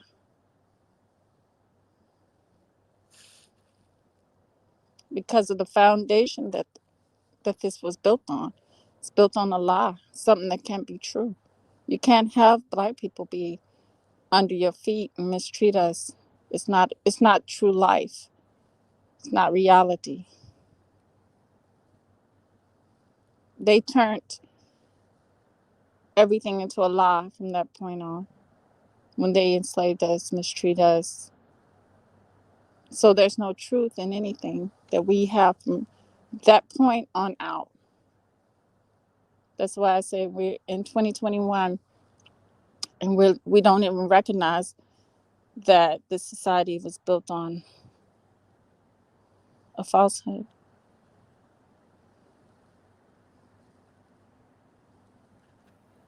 That's true. That's true. Mm-hmm. Forecast, go ahead, brother. No, I'm gonna get off the panel because I can't hear a thing. I hear Can I can't hear. You can't hear? Okay. I can hear you. Yeah, but I can't hear you. The conversation. It's been very difficult to hear for some reason. I'm on the phone and it's very low, so I'm just gonna enjoy the conversation from the chat. Thank you for Okay, having no me. problem. Peace and Okay, love, family. same to you, sis. Thank you All for. right, yeah, peace to the sister. Definitely. Go ahead, brother. Yeah, she said something that was good. She talked about, it's not love, but how could it be love if you don't even love yourself first? You can't love somebody else if you don't love yourself. And white women have this arrogance, and I mean, they have hundreds of years of where they've been able to bully people, men, you know what I'm saying? But they try to also play the oppression card on Black people as if they didn't play just a bigger role of the system as everybody else, you know what I'm saying? Like, it couldn't have sustained with just white males. They had to be involved too. And it's that mentality of us letting them do stuff like that and they face no consequences. Because when you talk about these white women groups and all of this stuff, and white women that talk about justice, like, until they start talking about, oh, we want to end the sentencing gap between Black men and white women, and just being the percentage of people locked up, then what are we really talking about? But they don't really care about their issues. They deep down understand that this society that was built protects them at the end of the day. So we have to get on code to build a society that protects us. And y'all talked about the economic part of it, and I always talk about like Ought to Be Well. So I gotta say, like, she was the first one that put it out there in the 1800s, because a lot of Black men back then in the 1800s, right after slavery, they was trying to slide off with white women, and a lot of times it was consensual. But she broke down how the lynch law was mainly based off of like Black people being successful because they had Black families, they had to support Black businesses, and oftentimes, especially the white stores that served in the Black communities, got mad that Black people went to the Black stores. So they used white women as a way to attack them economically, and white women went right along with it. And then, of course, as time goes by, if a white woman get in trouble, they're going to say, well, a Black man did it. But the problem is, we think that they psychologically have changed somehow, like Black, like even with Obama, who's like a mulatto, and I'm not talking about Obama, but they say, oh, well, racism is over. But white women voted for him least out of anybody. You know what I'm saying? They have that mentality right now. So, I mean, we got to start realizing that it is an economic thing, but we also have to love ourselves enough to want our children to look like us and to teach them before like, because that's what we have to do. If we can't have our own schools, we have to teach them not to be brainwashed. Like, if they get in class, they can say, oh, I know Christopher Columbus didn't discover America, he was just another psychopath. You know what I'm saying? But we don't prepare our children for the society that they go to. And guess who's their teachers? It's white women. You know what I'm saying? That is another thing that hurt us during integration, when they had black women, black men as teachers, showing black children how to be proud of who they are. That's why it was more of a revolutionary mindset and more of a self-love mindset, although all this stuff always existed. But we took them out of our schools being taught by our own and sent them to the very white women who have been a part of all of this. So we wonder how they get that mindset. But, you know, yeah, that's pretty much all I got to say, though. Yeah, I definitely agree. And when you said something that was, let me see what she put here. They use Neanderthal females to stop black wealth. That's true. Yeah, yeah. And it's so funny. And see, all y'all made some great points. And I want to just piggyback on the things y'all said. Where was the white woman doing slavery? Where was the white woman doing Jim Crow? Where was the love then? You know, what happened to the people forgot about what happened to Emmett Till. See, white women have a lot of dirty history. So for some apparent reason, these black men thinking that they want to be this, I don't know, maybe they think they want to be the savior of white women. And, you know, because they try to play this emotional role so people can so they can have the world to feel sorry for them. Just like the white woman did because the Becky came on the stage and she's like, oh, well, you know, I'm offended because, you know, because you talk bad about relationships or something like that, she said. And the guy said, look, I'm a comedian. You know, like, why are you there? You know, but this is what they do. This is the game plan. And just like Umar Johnson said, white men have no problem, using the white woman as another weapon towards black people. She's always been a weapon. And usually these black men are getting with these white women because white men don't want them. They're rejects. They don't mind sacrificing, these white women if they don't look the type, you know. So we got to understand. And even I played the video one time when you had this dude, this coon, and you had this coon, and you saw him with that fat, ugly white woman, that fat white girl, and she looking like Donald Trump. And she's like, yeah, how did we met? Like, that's how she talked. But I said, and because the guy this coon was coming at me. Because I said I was against interracial relationships. And he got a nerve to make a video dissing me. And then he shows this overweight, fat white girl, and he's kissing all over her in front of the camera. And I said, damn, you picked the bottom of the barrel. You picked the bottom of the barrel. Because they know the so-called Kim Kardashian chicks, they wouldn't mess with him. They wouldn't even talk to them. So and I know those dudes, they girls are just they're probably real ugly, not attractive. But they think, and you saw them with the big Kool-Aid smile, they thought they hit the jackpot. They think white women is the new lottery ticket. That's what they think. They think it's a form of success. And yes, they're all being sent to these black men, just like my sister said, they are sent to stop the black wealth.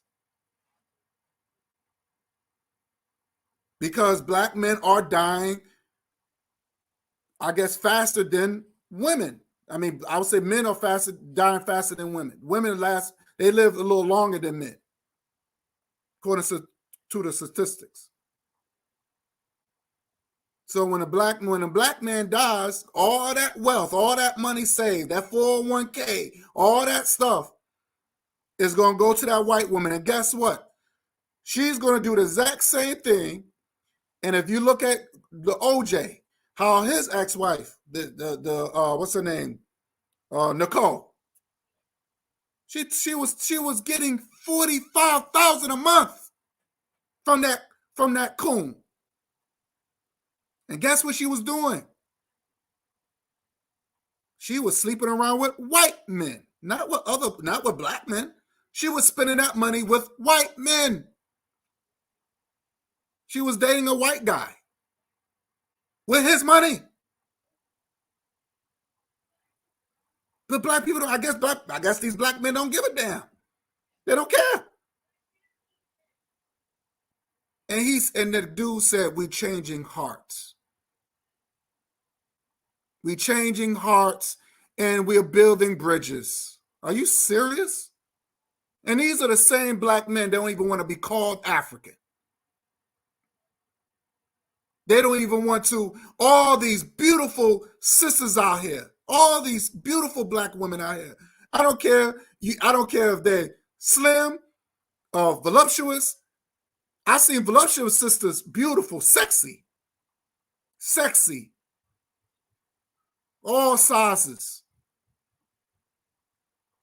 But then you're going to reject those sisters? You know, there is a such thing called online dating, you know. For that black man to say, "Oh, there's no black women or where I'm at," that's a damn lie. There's a lot of online dating. You can meet black women anywhere across the globe. There's no excuse. I've been saying that. You can ask my brother CJ. We've been talking about this since 2009. We've been fighting for the black man, black woman, and child. And now we're in 2021, and they still talking that nonsense. Black men are dying. Our black women are dying. It's all what you call escapism. I want people to understand this. And I did a show on escapism. Run into these white communities, these white neighborhoods, talking about we want equality and justice for all. I'm not trying to fight for justice and equality for all. Only for my people. I'm not trying to be equal to my enemies. Especially if I'm living in his house. It's not happening.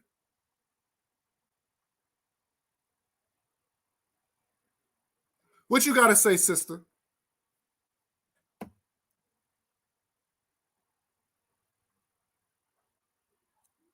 Arika? She's I don't know if she's still. Sister, you there? I don't know if she stepped out. But Forecast, I agree with you. Because we've been the black man and we've been damaged because of the Neanderthal female. Nobody don't want to talk about the 100 years of lynching.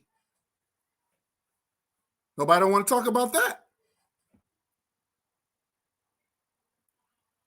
Who remember that another young kid who got electrocuted, the first young African kid who got electrocuted, George Steiny. Remember him forecast? And they had to set him They on phone accused book. him of killing 2 white girls, which that wasn't even true. Yeah. Go ahead, forecast. Go in. Oh no, yeah, I was just saying, yeah, they had made him sit on phone books and stuff like that. Then you had like I think I forget what's it called. It was another case in like 1939. Yep. Where the girl got caught riding on a train, and then she blamed that's just to get out of trouble. Said the black dudes raped her, and then they did all the same thing to all of them. But yeah. I remember. Yep. Mm-hmm. But yeah, they did all of that kind of stuff, but we still give them a pass or whatever. But we got to stop acting like they're not a part of this society. We got to stop acting like you can have a black child with a non-black person.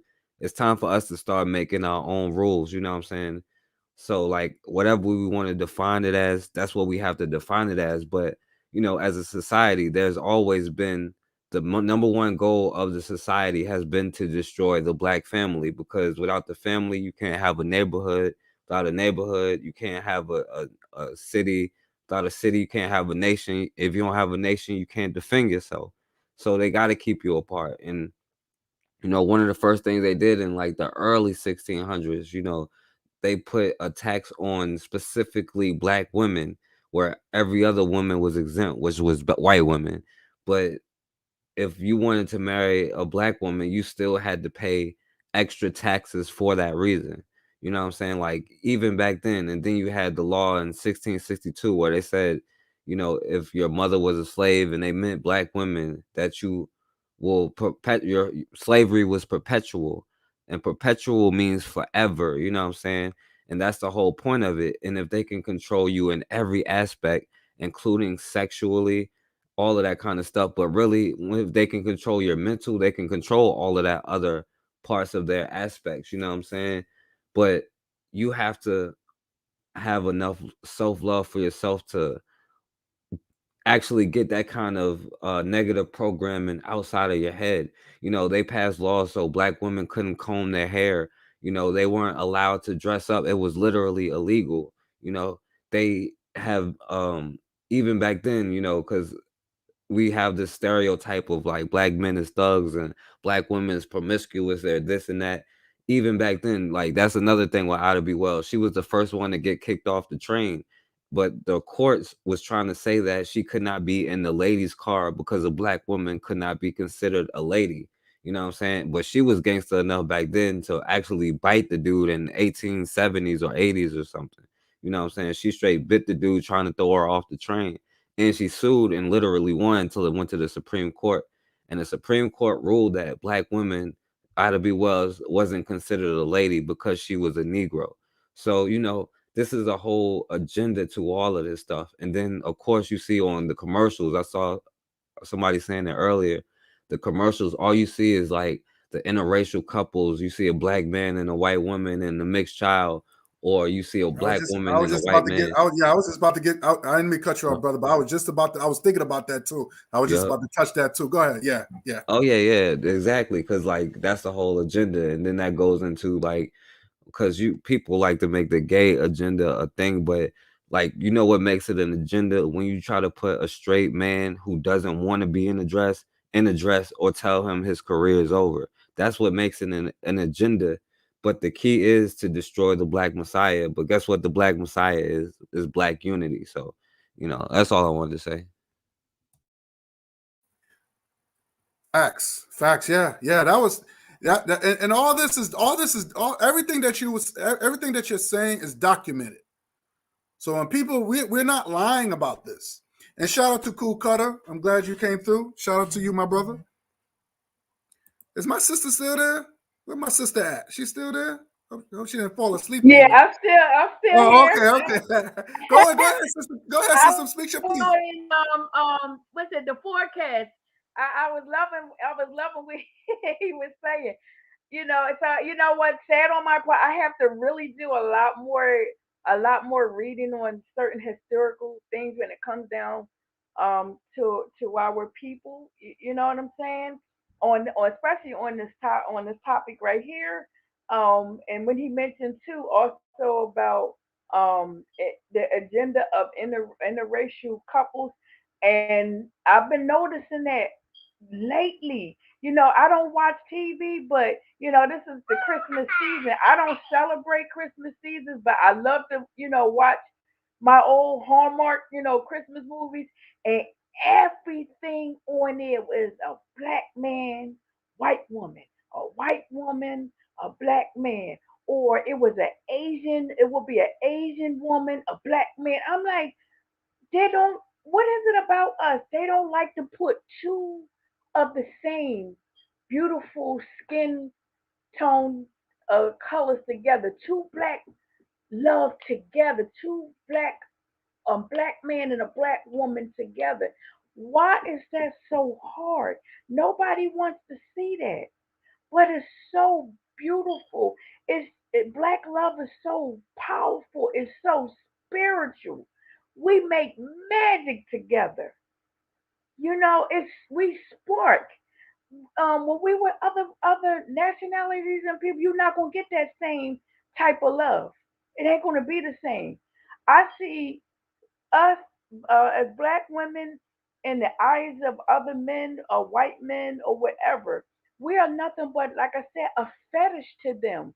They already have firsthand experience with us.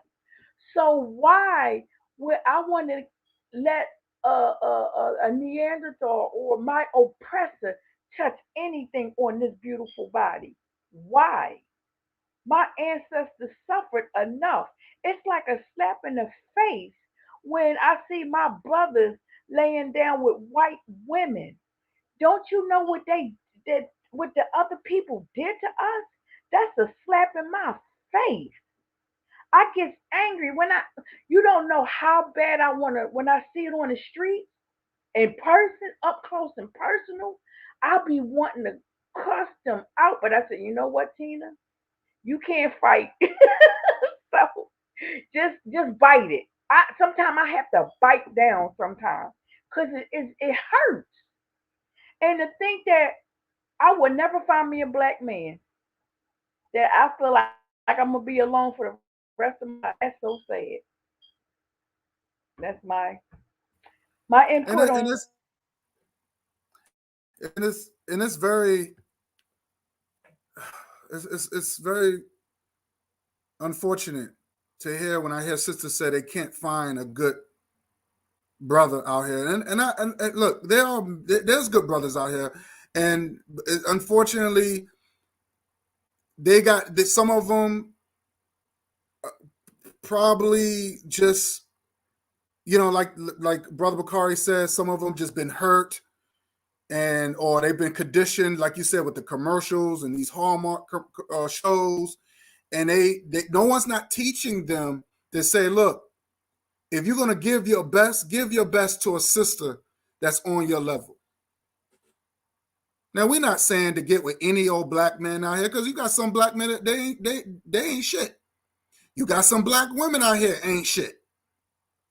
But there's some good brothers out here, like myself, like Brother Forecast, like Brother Bakari, Cool Cutter. You know what I'm saying? MG2.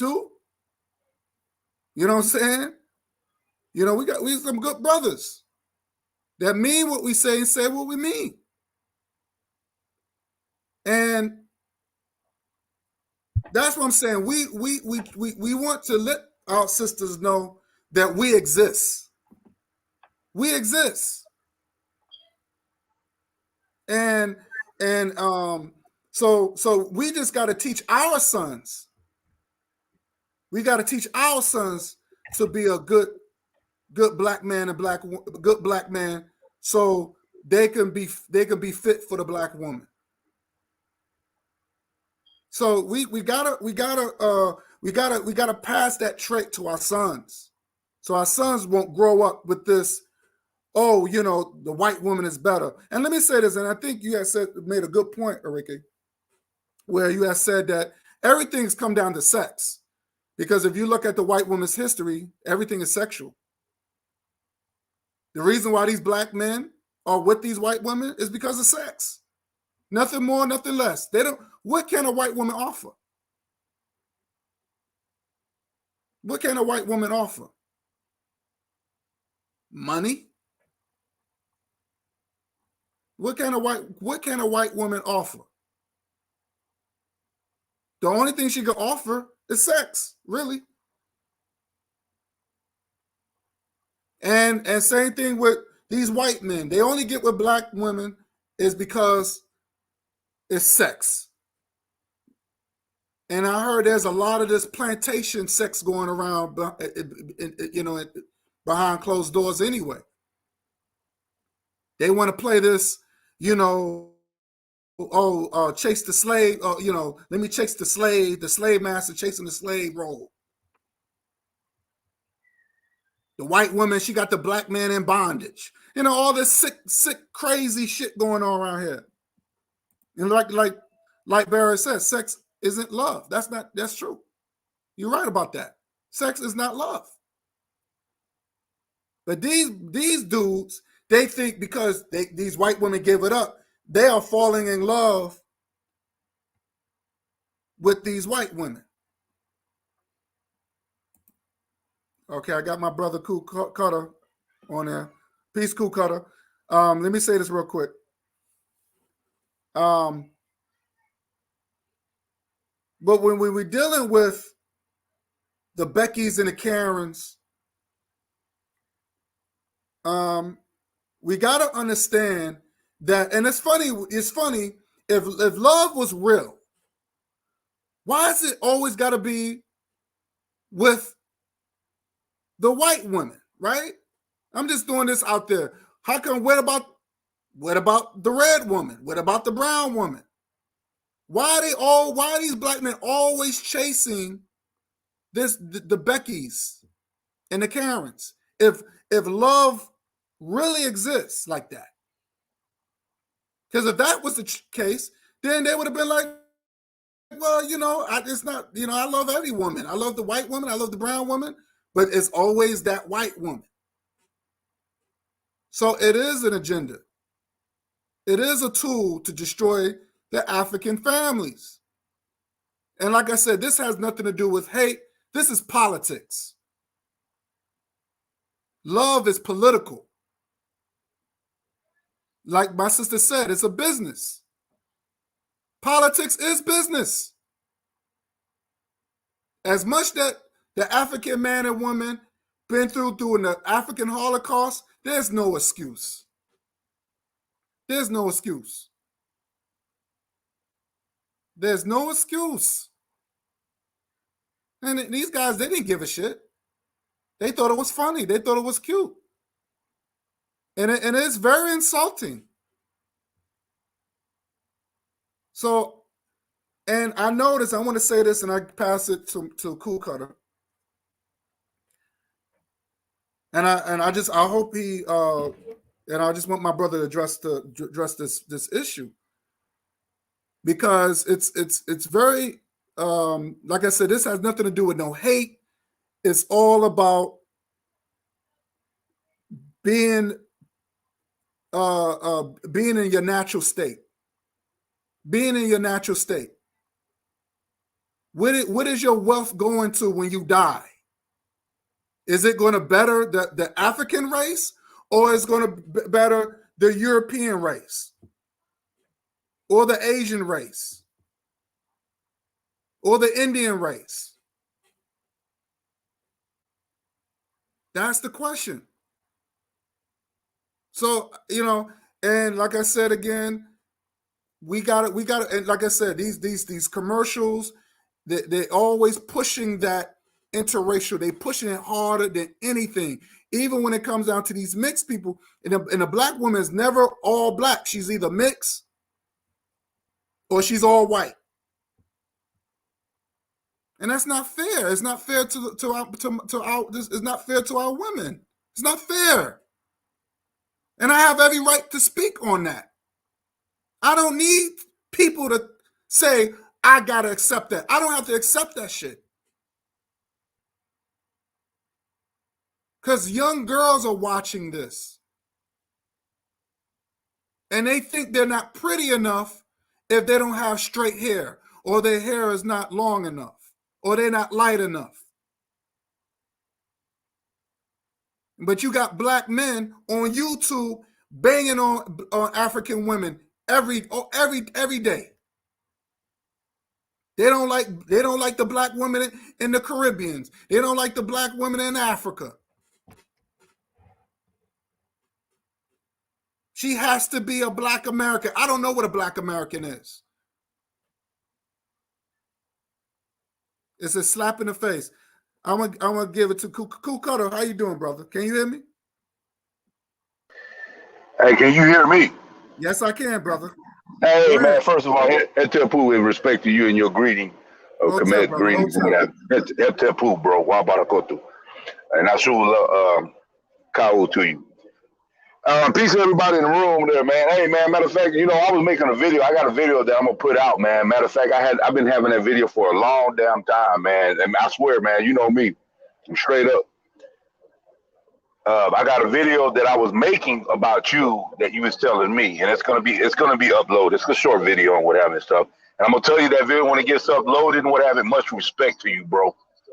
Much respect. One thing that I have much respect, because you know, you see it on my social media. I have friends that I've been known, like I said, since Moses had short pants and Abraham had colored sandals. I got friends for 36 years, bro. You probably see it on my social media, and I respect them, and you show that virtue. So I'm gonna let you beforehand, man. Much respect to you, guy. And when I'm uploading a video, you're gonna see why I'm giving you that adulation and that compliment to you, though. So much respect to you, guy. I appreciate you, my brother. I appreciate Indeed. you. I just got on the tail end and whatever and stuff, and I know just generically how you feel about interracial marriage, especially with white and black and what have you, especially here in the United States. And believe me, I understand where you're coming from and what have you and stuff. But you already know, let me just say this, though. Let me just go off the jump. I don't know if you're being technical or you're saying it in a loose, broad way, like when you put Neanderthals. You know how I feel, that I'm very definitive in how I deliver it, you know what I'm saying? When you say Neanderthal, white people are not Neanderthals. You know, Asian people have most Neanderthals. Again, nobody is a Neanderthal. No, you only find that in your nuclear DNA. You will never find a Neanderthal genetics in no race, whether Europeans or Asians or blacks or Africans in their haplogroups. You'll find it in the BNC2, the zinc and whatever deals with the pigmentation or what have you. But that's understanding genetics and what have you. White folks are not, because Asian people have more Neanderthals relics within inside their nuclear DNA than white people. You see what I'm saying?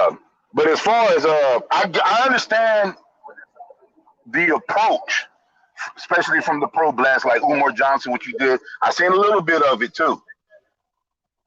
How to maximize our emphasis or your emphasis on your agenda and your strategy about the emphasis of the plight and the upliftment of African Americans, or even abroad, within inside the proximity of the continent of the United States, or concentrated within inside the thing. But this is the thing, what I'm trying to say. Yes, the media is pushing that. I'm a mixed person. My mother's a Filipino. My father's black. You know, I know some people, and I can presumably assume that people is going to say, I see why Gary's or Cuckoo Cut is saying what he's saying, because he's going to have a sense of bias. So therefore, he's going to have a sense of supposition to defend mixed, what have you. But the thing that I see and how I see historically in all cultures and whatever of a combination and the variety and the multiplicities of variety, you know, within inside of society, love is not political. Political is a compartment within inside a multiple of a whole pie. That's how I see it. Love to me, which cannot be quantified scientifically. Love is more universal. You see what I'm saying? So love will transcend barriers, superficial construct barriers such as race, such as this and what have you and stuff. Just the same way, even like I have love for my animals, my dog. I don't compare the love that I have my pets that I have for my children or my fellow human beings. Don't get that wrong. There's a distinction and uniqueness about it. Now, what I see about mixed relationships in this United States, I believe that It does need to be addressed, but then I say that it's been delegated and allocated, and I think it's a waste of time. I'm doing that. Uh, and it's the same way like we say that black people are dumb, deaf, they're blind, they don't know about the issues. Just like my friends for 36 years that I show on my Facebook, I don't hide nothing. Just like that pistachio head with that smashed mosquito that's on a windshield nose that be making videos about me, and you and everybody else and shit, which I don't give a damn.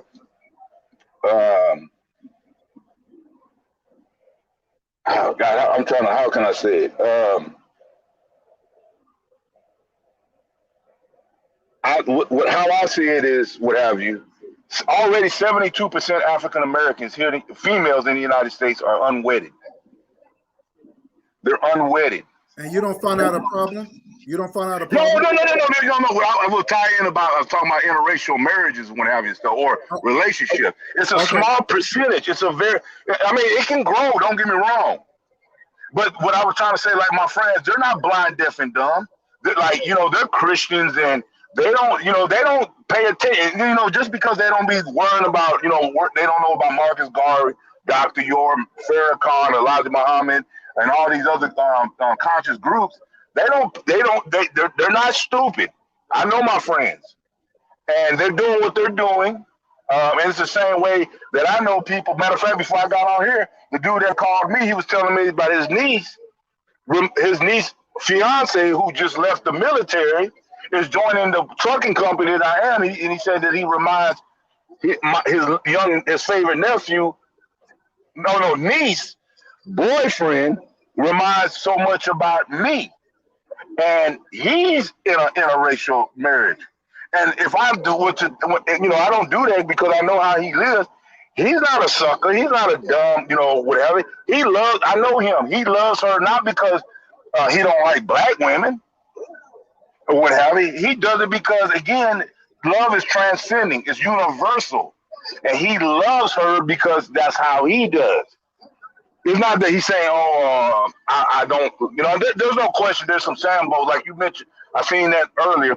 There's some niggas that got some goddamn inferior complex, the way they was raised up. They went into development, so they just developed an inferior negative perception with their optics and how they view African Americans, and they've been hindered. Yes, there's a lot of that. See what I'm saying? I'm just saying the other side. You know what I'm saying? It's not to diminish what y'all pointed out. Don't get it wrong, guys. You know what I'm saying? Don't get it twisted on that. You made some good points. Yeah, don't get it twisted. Yeah, y'all make good points. I understand where you're coming from, and I don't mock it. I don't think it's erroneous and nothing like that. You come with a strong, powerful retort on the reaction towards the totality that's within inside of one of the compartments within inside the rubric concerning black folks. And that's what I do. I understand where you're coming from. I'm just giving you an expression of a different spectrum. Not to override you, not to say that you're wrong. You feel what I'm saying? But I'm gonna get off the mic though. Go ahead, brother. Hey, can I say something real quick, guy? No, go ahead, Forecast. You can go. Go ahead. Yeah, hey, and I gotta say much respect to my brother, Cool Cutter. He always showed me love, and it's always respect with you, my brother. Indeed, you too. Yeah, and but I do gotta say, like I do think that you can control, because like you don't just like love someone, you date them, you pick who you are around. You can pick and choose like who you want to date and who you want to be with, and it's not that like I'm saying like, it's like, some people will be like it's a sin or something crazy like that, nothing spooky. But at the same time, like we as a people can't really afford all the extra stuff, especially like with a white person. Because like if you ask one of their children, like, right, and something happens, like which side are you gonna be on? And they can't just pick between their parents, the whole thing is a complicated issue. And then like in places like Haiti, that very issue was used to actually stop the Haitian Revolution. You know what I'm saying? So like I do think it's very important that we start making some kind of boundaries. And like if you want an interracial date, that's cool, like, or whatever, like, because of course we're men, like I'm not gonna act like I'm not a man and there aren't attractive people in the world, you know what I'm saying? But if we want an interracial date, first we got to get out of the situation that we're in. We got to destroy the system. So in what's going on, and then go ahead and like do what you got to do. But like we definitely have to like I'm saying, for me personally, I would want my kid to look like me, you know, and that's just something in itself. But like, you know, it's like, to me, like, that's why it's a whole complicated like situation when it comes to that. And like and America made a whole lot of rules based off of that because it was a complicated situation, and we have to start coming up with our own rules and boundaries around it. So, you know, that's all I wanted to say. Yo, that guy, real quick. Hey, and much respect to you, Forecast. I speak about you. Me and Brother Bakari gives me a call every other day. And I already have my thing about God. That dude's a real dude. Despite my differences, he has respect for me, sincere respect, and I have respect. So I'm not going to talk about God. God already knows how I feel about him. And I tell you about you, man. You're a solid dude. You're very critical in your mind. You're very fluid.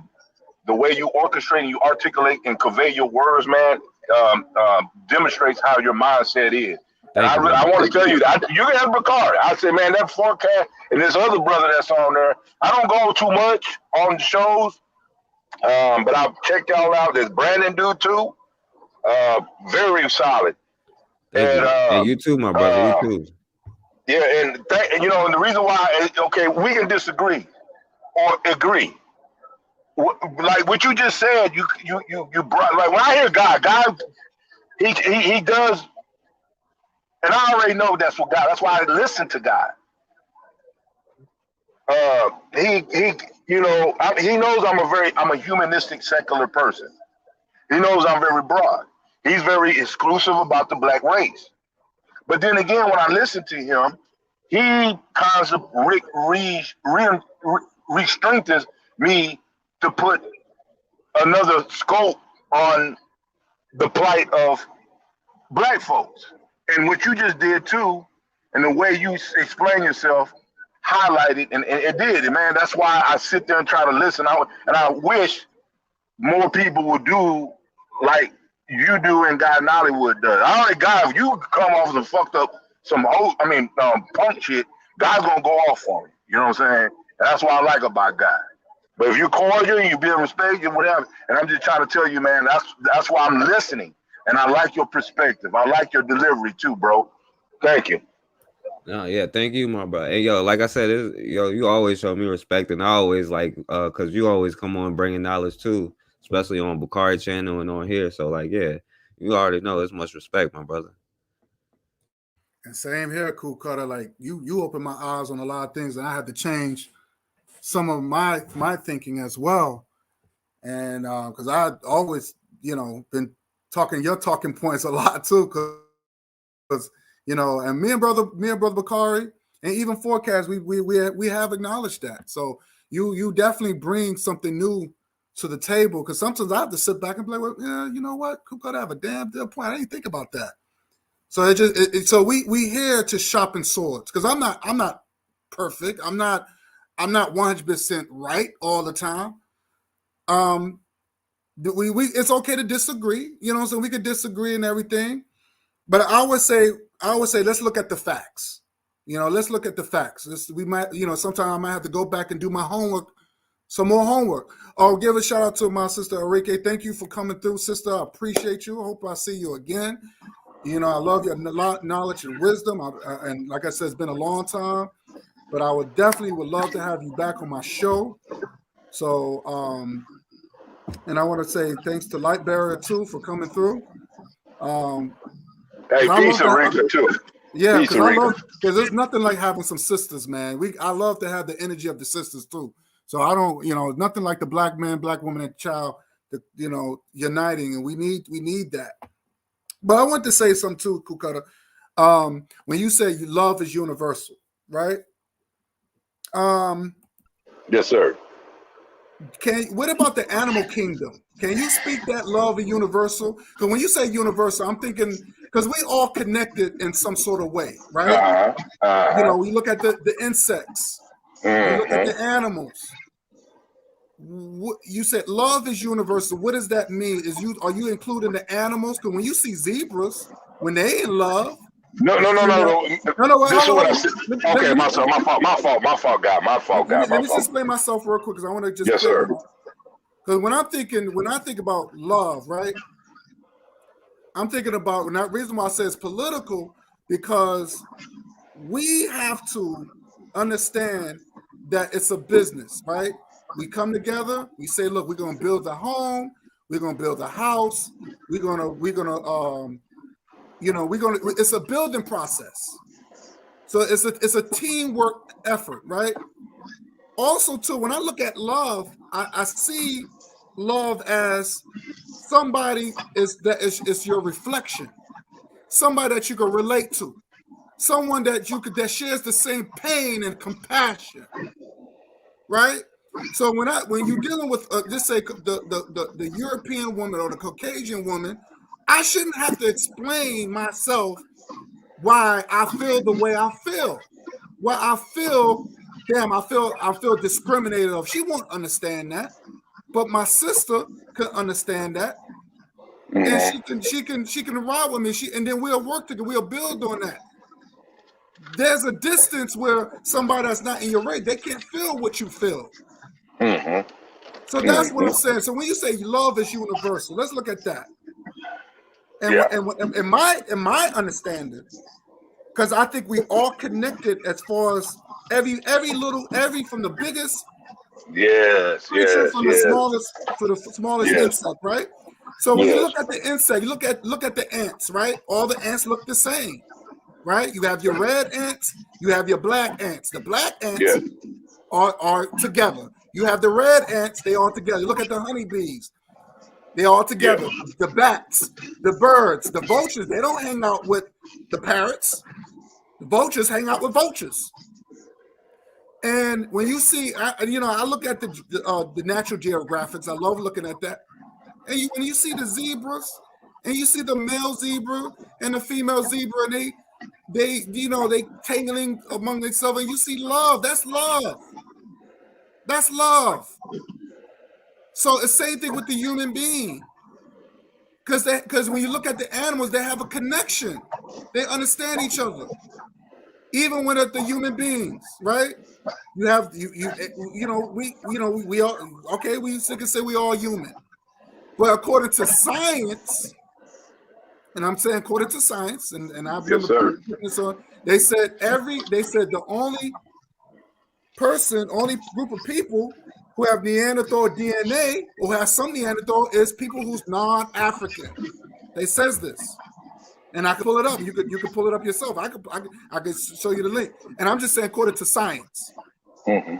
Now, when you talk about love, and I'm seeing it through my eyes because this is something I grew up with. This is something I was taught. And like I said, you know about Malcolm and Marcus Garvey. You study these guys. And their thing is they taught me that love was political. Love is just more than just emotions. It's a business. It's somebody somebody could understand you. So if I say, cool cutter, let's start something. Let's start a business. We got to agree on something.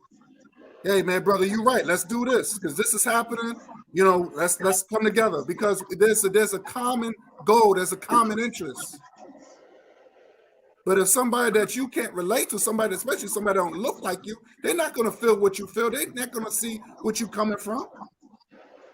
So that's in my eyes, that's how I see it. Now, I'm not disagreeing with you, but I'm just saying that in order to have a strong nation, so when you don't want to hear, oh, well, how come you black people can't pull yourself off your bootstrap? Well, how you've been here all this time and you wanted to avoid the criticism. You want to avoid all this all this backlash. You want to avoid all this stuff. You can't. Oh, damn! Y'all brothers can't. Y'all people can't stick together. You know how people talk. So you try to say, hey, you know what? Let's do the work so we don't have to be hearing this shit. You know what I'm saying? And then you always say, well, damn, you black people don't have nothing. Because we give our race, we give our money to a race of people who they don't like us. And this is facts. This is facts. Look at what Biden did. Look how he's giving all these money to the Mexicans who broke the damn law. Trying to give these people $500,000. And we've been fighting for reparation for how long, Kukata? That's the point I'm trying to make. Biden don't relate to us. He don't. So what I'm asking, where's the love? Where's the love? I don't see a bunch of white women saying, a group of white women saying, hey, let's give reparations to the black folks, so they need it. Mm-hmm.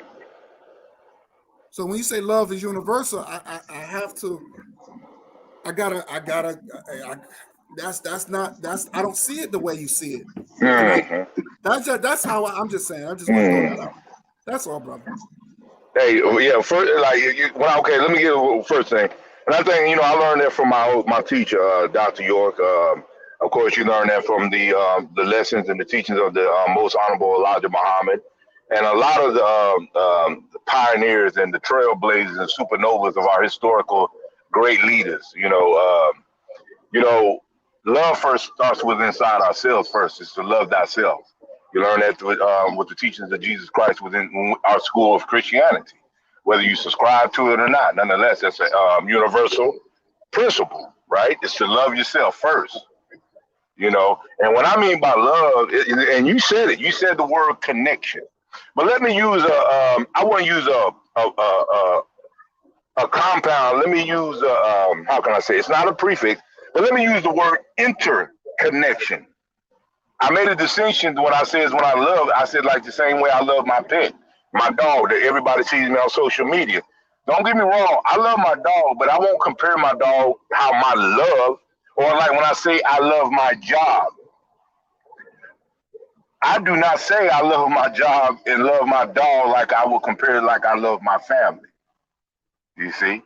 So the way I love starts with inside myself is to love myself and to embrace the ugliness, not the good side, not to call myself El Haru Hotel and all these names that I used to have and make all these superficial names and identifications of, like this dude, like this name Cuckoo Cutter. This Cuckoo Cutter is my gamer. I was a leader of the CIR clan back in whatever when I was a gamer on SOCOM, as well as Call of Duty, as well as I was a leader of XLL. So that's my gamer name. But my real name is Gary Wilson. I don't have an alter ego. I am who I am. I don't hide. I'm not saying you, but I'm just saying it. But my love, when I mean universal, it's my interconnection of my mutual understanding, the way we have symbiotic relationships. Like when you get off of YouTube, and the way you go to your job and how you socialize with people, you have to somewhat, you don't sacrifice your core beliefs. You maintain who you are, your principles, but yet you live in a society that you live in, and you do what you do. Then you come on YouTube and whatever, and you utilize this apparatus and this platform to exert and have and connect. Well, that's one of the benefits about the internet. You connect, and you eventually connect with like-minded people. You have discourse, you correspond with them, and then you say, damn, and just like we're doing right now, and like you're doing, like you just said, you was explaining to me. You expanded my horizon. But I'm not saying that I kumbaya, whatever, I don't know how to use that word. Like I'm not saying that you just, but let me just say that, just for anybody that watch. I'm not trying to say we are the world. No, I'm not saying this. I'm not, no. And you know good and well, guy. I know, brother. You know good. And I'm gonna tell you, God, what I have is so much respect for you. I feel like I'm reluctant because, dude, you don't play around. You got your beliefs. You have your things. And there are gonna be people, because I've known this knucklehead What the hell he got Kuka Cutter? He's a mixed dude. I thought he's supposed to be RBG. He's supposed to be you know who I'm talking about. I'm talking about Pistachio Head. Yeah, I know. I know Which exactly what you're talking about. you know, I don't pay, you know, doing that kind of shit, you know. But you know what shows me? One thing I know about you guys. Your foundation of what you believe in with your RBG, it's unquestionable. But one thing, what I'm trying to say to you, and I give you respect, if regarding me, you're pragmatic. You see what I'm saying? You're pragmatic in that regard. But let me get into this. What I'm trying to say is, when you say political is like a thing of dealing with institutional magnitude. But then again, you could be in your household, and when you're being a father, like I raised 5 children. In your house, so it doesn't mean being political like a government or Democrat or Republic, Libertarian or whatever and stuff. You know, everything that you do, you have to be a banker, you have to be a financer. It doesn't say that you have to be J.P. Morgan, but we all have a micro version of what a macro society is. You have to be your own bank. You have to find your own way of how you generate money, whether you're working and utilizing and giving out your labor in exchange to get money or value and stuff to sustain and maintain and to earn or to garner or purchase things, right? You have to be political in your own house. Because there's gonna be times where children and your lady quarrel and all that. Well, you govern your household. So in a sense, that is political, right? Yes, it's very political. Governing Yes. the household is political. Yes. Yes, and then you got to utilize the institution within inside your household of being spiritual or religious or vice versa. So I get what you're saying. What I'm trying to say overall, and it sounds like I'm being daunting, is that I realize that the way I am and whatever, black folks are going to be the majority of black folks. And I even look at my closest friends. Like I said, they're not stupid. They're not blind, deaf, and dumb, or whatever. Because they don't, get in the conscious, quote unquote, conscious thing. They're all they're doing is living their lives, and they're doing whatever they're doing. Whatever. My older brother is not an idiot. He's not part of the conscious community or nothing like that. He's not stupid. And I'm not saying that's what you're saying.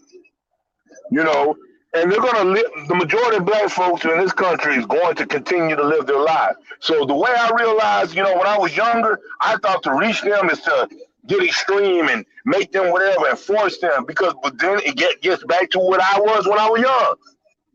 I didn't love myself because I didn't have value. Not saying y'all, but I didn't have marketplace of this world. And then living in Oklahoma, I resented white folks.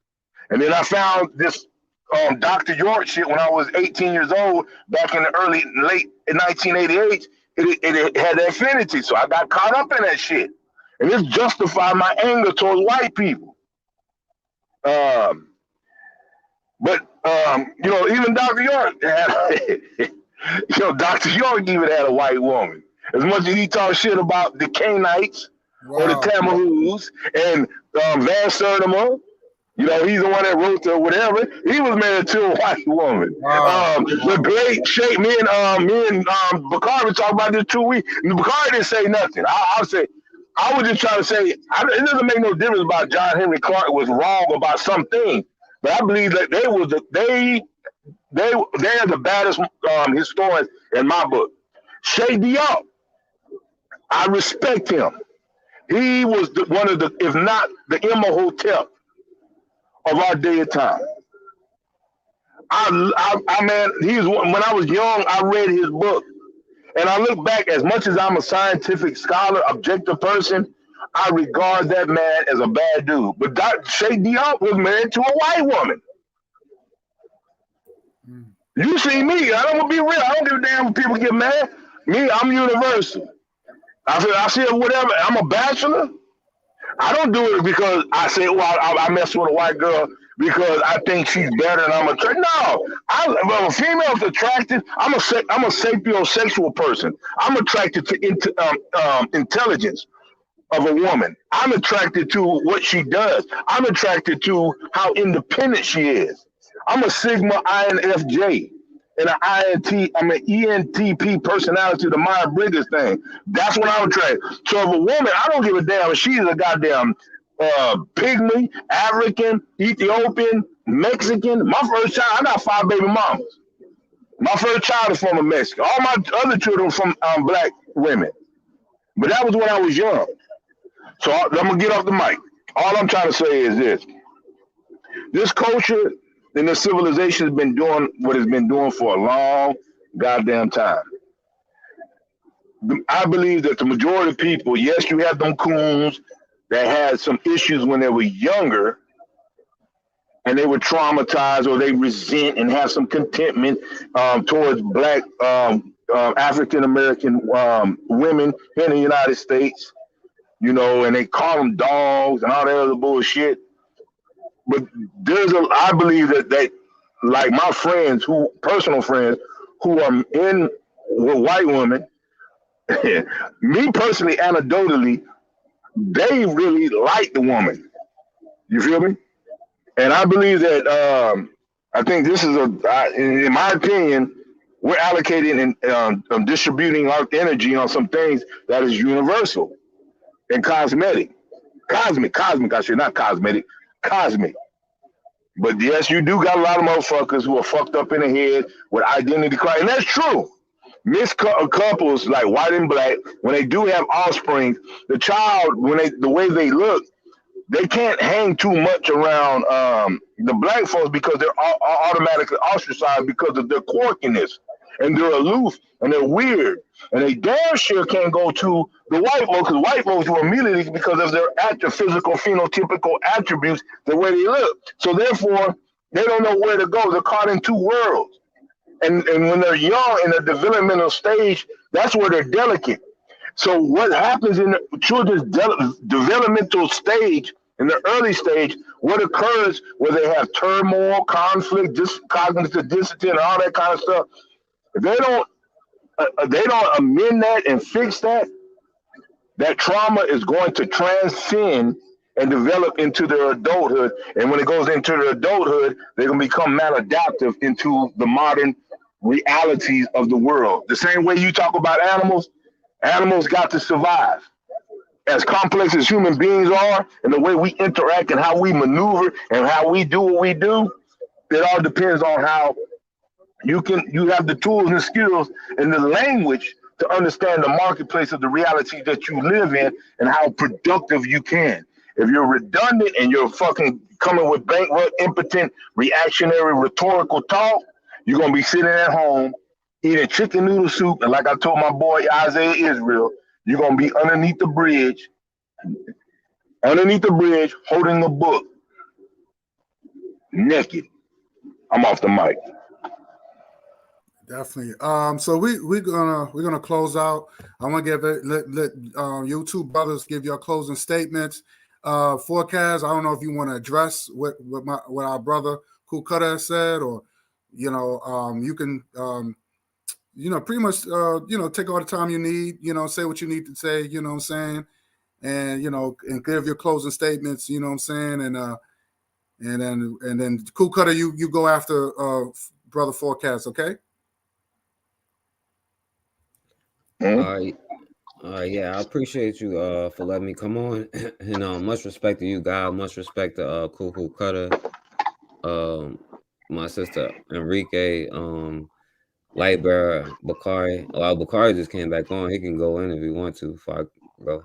Okay, no problem. All right, go ahead, brother Bakari. Go ahead. Yeah, because I can't be on here long because I'm at the airport. But just take a long time for me to come out. Peace, Cutter. Man, look, I ain't here. But check this out, right? When Cutter say they don't want to hear, right? I understand what he mean. But I ain't talking. But we ain't talking to the ones that don't want to hear. That's all. That's a point I like to make. I'm not talking to the ones that don't want to hear. And I'm gonna show you something, right? Okay. I heard it Cutter, and he explained everything perfectly. Mm-hmm. Cutter is my brother. That's right. But watch this. When Cutter said the kids, they're vulnerable. They can't come around the black people. They can't come around.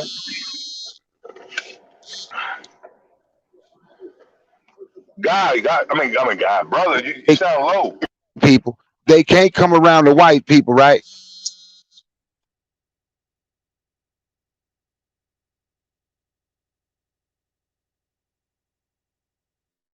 I can't hear you. That's my ringing. My son laid but not long. Can y'all still hear me?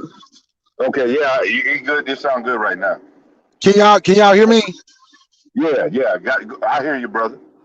We can hear you. We can Okay, hear you. so when we say the kids are ostracized by the black side and they damn sure can't go around the white side, that should be enough right there to tell them that, damn, why do I want to be with something where I'm going to literally hurt a child? That should be enough right there to make you say, you know what? Well, maybe it's just be best Oh, if good I point. stay Good right here point. because I don't want to have this child hurt. I don't want to have my child hurt because regardless of what you say and you say people don't want to Good hear it, point. we're not going to change how people feel. And that's one of the things I always say. We want to change other people. We thinking by doing this, we showing the world we ain't racist. Everybody in the goddamn, pardon my French, world is racist. Every race of people is racist except one group, and that is the group that's at the bottom. It's a reason other races get mad, and it's a reason Chinese people and Japanese people shun you when you have gone outside. It's a reason those kids, they let the kids know right, wrong, or indifferent, but there is a reason that people do what they do. But we want to fight and say, well, love is love and everything is just the same because this is what I want to do. We don't even have the decency or the respect to think about what we're going to put the child through, long as I get what I want. But what I want might hurt my child. So if what I want is going to hurt my child, I'm not going to do that because I want my child to have a good life and be happy and be okay and be able to go outside and play. Now I got to go pick my son up. Hey man, give me a call when you get off the damn thing, man. I've been trying to call your ass. You ain't pick up the damn phone, man. But you're done truck. Go ahead, forecast. You go. Oh yeah. Shout out to Bakari too. You know, shout out to everybody Yeah, that came on. good point too, Bakari. Yeah. And well, I'll just say this, because I'll say this to agree with Cuckoo Cutter. It starts with loving yourself first, you know what I'm saying? Like loving who you are, like loving yourself enough to take care of yourself, if you feeling sick or something, like, go to the doctor, don't put it off for years. Don't not take your medication if you got to take medication, because the society that we're living in, like you said, is built off of that kind of stuff. It's built off of destruction. And as far as like interracial dating, like that's a topic that needs to be discussed and all of that. But we also need to start, working out the differences between in our community so that we can end all of this stuff. Like as a black man, right?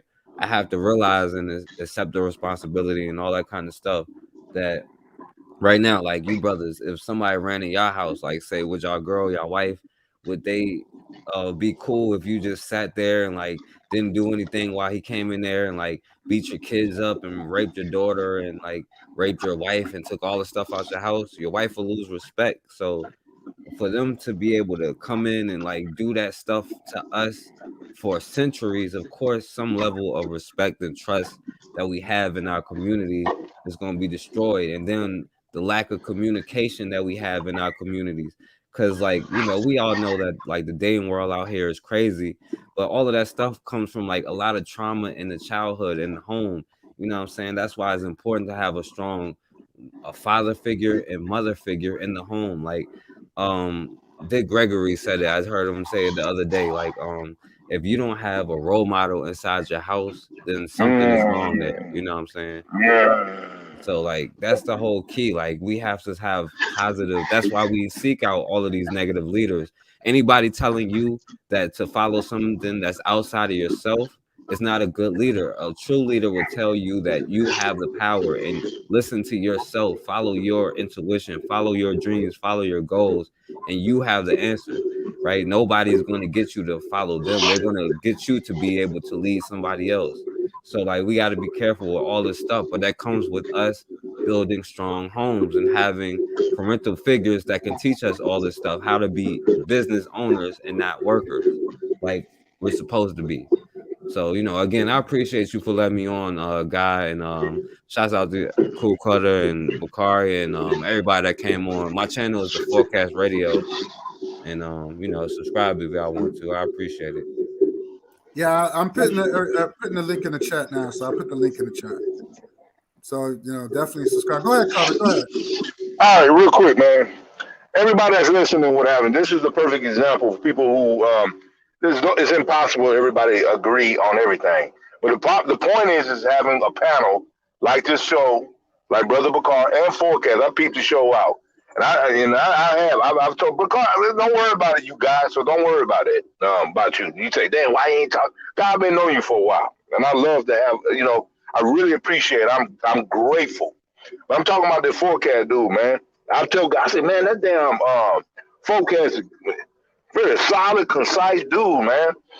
But let me say this, as far as the racial thing, what God says, I don't like, because I somewhat disagree with him, I'm vindictive or I'm mad at God or I see, the point is to comprehend and understand where he's coming from.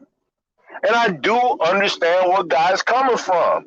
And I don't have no negative views on he's a dumb idiot and whatever and shit like a lot of people do. I respect God. As a matter of fact, what I do is, and what you say, Forecast, you know what I'm going to do?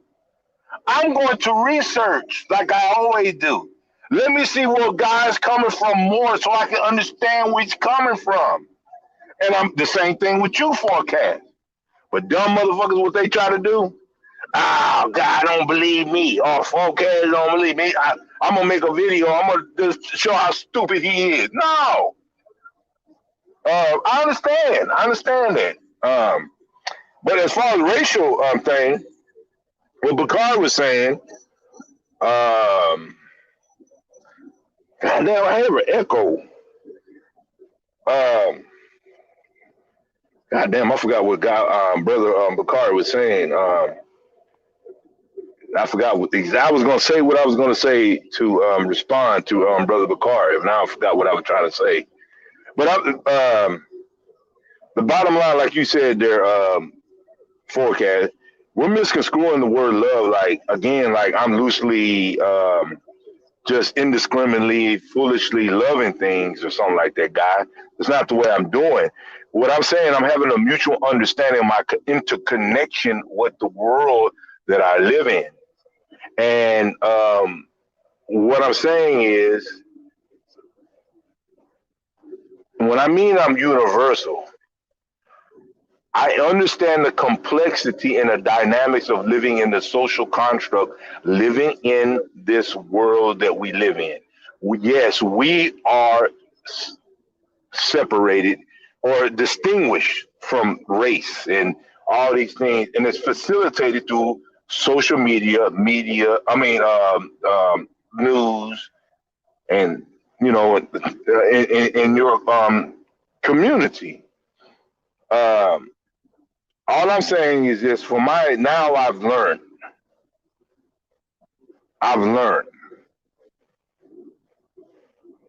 that anecdotally, I realize that people who are with white women, to me, they're not saying that I think white women are more beautiful. Is that they have an attachment towards them. They have a harmony with them. And believe me, but then again, I said this, it's anecdotal now. It's anecdotal. Is that they just like who they like. You know, if I mess with a white woman, you know, I'm gonna tell you, a lot of people who are fucking, I know that I've been saying this, and I'm not trying to whatever. I'm gonna get off.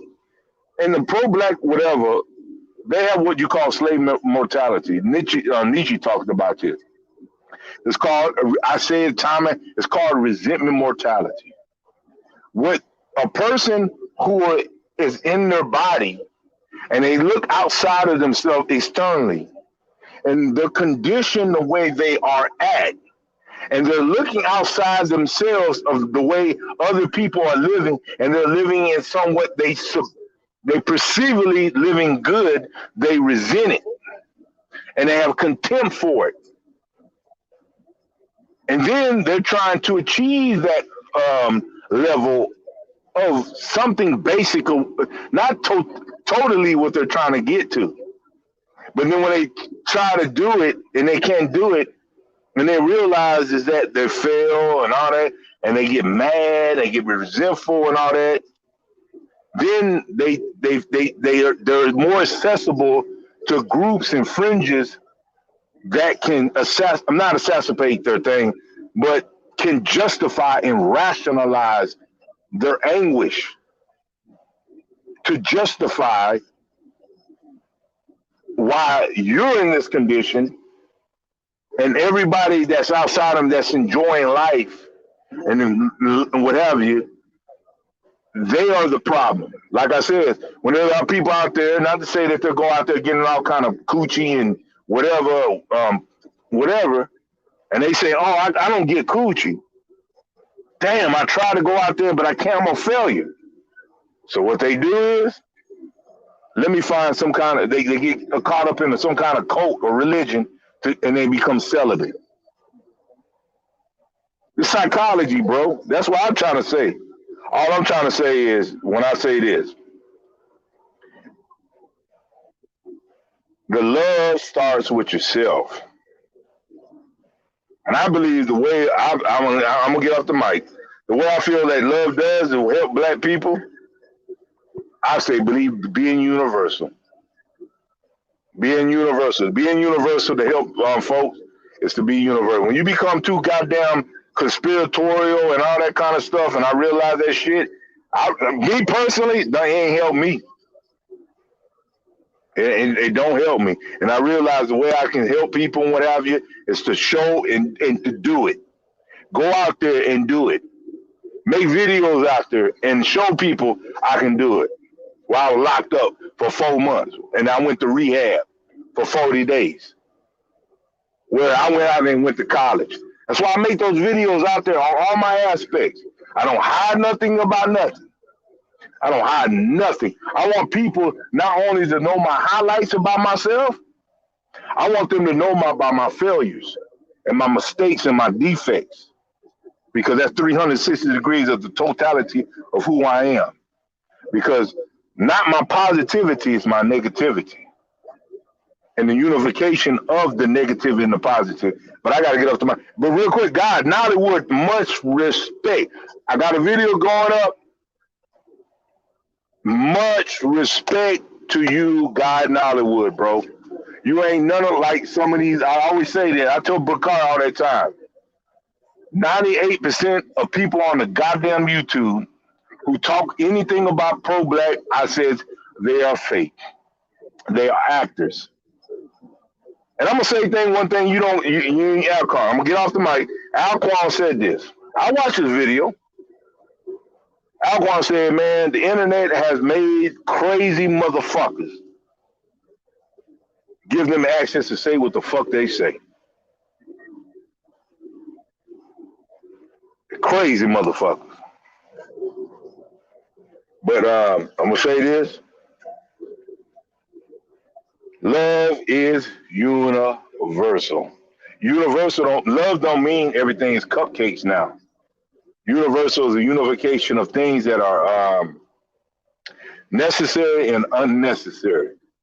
It's a polarity. It's a duality, and because of that duality, they match and they collide, and we can manipulate it and we can discipline it.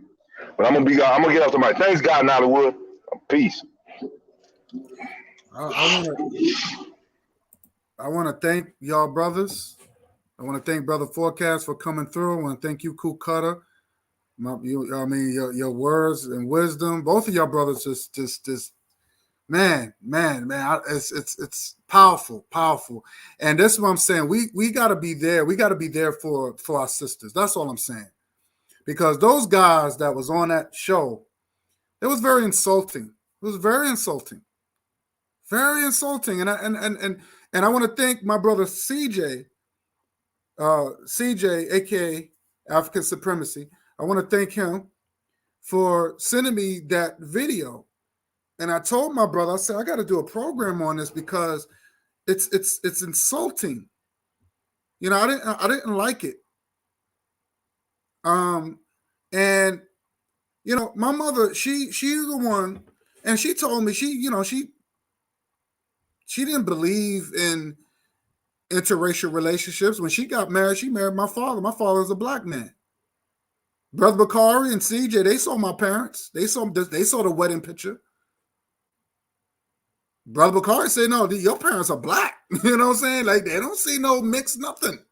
So when you got these assholes, oh, you look mixed. Yeah, what kind of black man are you? What kind of what was that nut said? He said, I'm a I forgot what he said. Something about I'm not African and I look like an Arab. You know, I don't get into all that nonsense. Like I said, I'm going by what science tells me. So I don't get into all that. I don't care what he says. I'm going by what science tells me. You know, my mother, she said, you know, and she told me.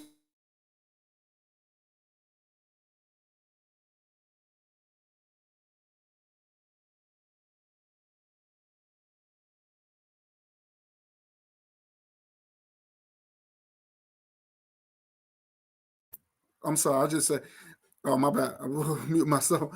But she said, my mother, she told me, she said, look, if you want to get with other races of women, you can go ahead.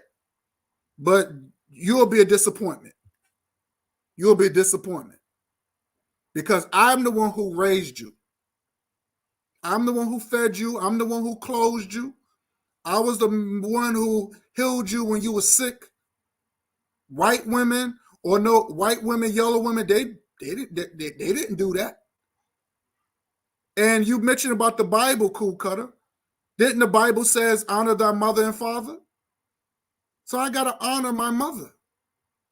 That's nature. I gotta honor her. Now me and my mother, we might not be on the best of terms, but I still gotta honor her because she have done good. She raised me of the man I am today. I gotta even honor my father because he could have went out and start cooning. He could have went out and got himself a white woman, but he did not do that. My father did not do that, so I gotta thank him as well. So I can't dishonor them. And when you look at these shows, like when you look at shows like Family Matters, and you see Carlton and you see the couple, you see these black couples and they grow up, and you see the Cosby Show, and you see all these black families that they no longer play today. It's very hard to find those type of shows today because they see power and they don't want to show kids going to college, black kids going to college, getting their education, going to an all-black college. They don't want to see that. They stopped showing that. Now you start seeing black kids mingling with white kids and all this stuff. And you see the black boy dating a white girl and all this other stuff. But when I was growing up, you saw black man with a black woman. I was watching this show called Small Wonders. I don't know if you ever seen that show back in the day, Small Wonders with the Vicky the Robot. And it was this little kid named Reggie, right? And they show a lot of white kids on there, but when he saw the young black girl, he was kicking it to her. Hey, Foxy Mama, how you doing? They didn't have him being with no little white girl. So I get it what you're saying there. You said love is universal because anybody can love. People love their pets. But we're not talking about what I'm coming from. We're not talking about feelings. We're talking about social and economic power. And when we talk about Black love, I think about power. That's what I think about. It's more than emotional. Yeah, I love my wife. But what can we offer? What can we offer? Because guess what? People break up because of financial reasons. We know that marriages break up some marriages break up because of financial reasons. So what happened to the love then? Do that love stops? So what I'm saying is that all that comes together: love, wealth, just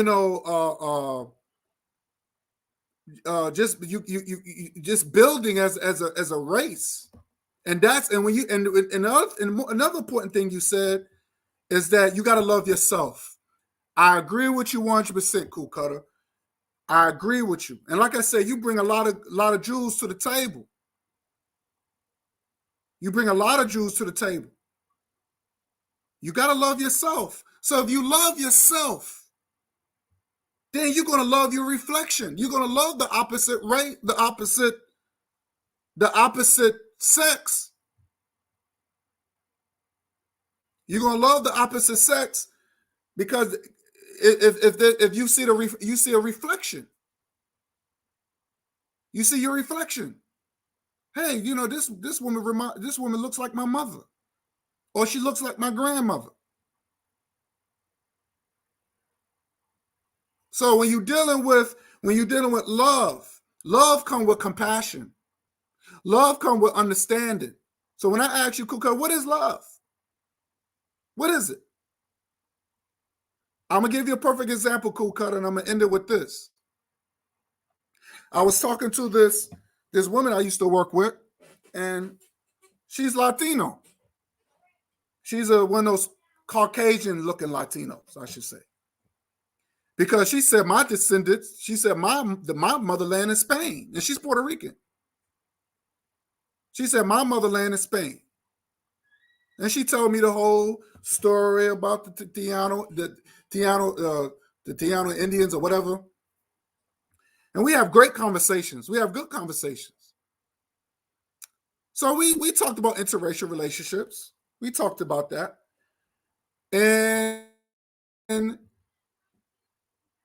she asked me, she said, look, why do you disagree with interracial relationships? I said, well, and I told her my reasons. And I said, she said, so what do you feel, how you feel a brown woman with a black man? I said, well, as far as what I've seen a lot of brown women, they use the N-word to the black man. So she said, so if I turn around and played around and say, yo, what's up, my N, or whatever, you'll get upset about? I say, yes, because that's not love.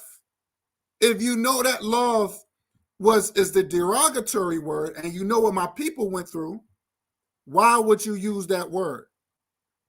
Why would you use it? You know that word is hurtful. So that's what I kind of understand, that love, when you say, when love is political, it's a political thing. And it comes with compassion, it comes with understanding. You got to have a common, you got to have something in common. So somebody play around with that and say, hey, what's up, my N, or whatever, and they think that's funny. To me, that's not love. To me, that's not love. That's just somebody that's just want to clown you. So again, I want to say, I want to tell the chat, thanks for coming through. Let's give a couple of shout outs here. I want to give a shout out to Forecast. Thanks for coming through, my brother. Cool Cutter, thank you for coming through. Areke One, who is pampered on site, thank you for coming through, sister. CJ, AK, thank you. Person Kid 21. KW Dawn 7, thank you. Who else? Oh, Sister Raw. Sister Noble, thank you. Thank you for coming through, sis. Light Barrier, thank you. Who else? If I'm missing some, I don't want to miss. Try not to miss anybody here. I think I got everybody. Okay, I think I got everybody. But thanks again for coming through. This has been a great show, great program.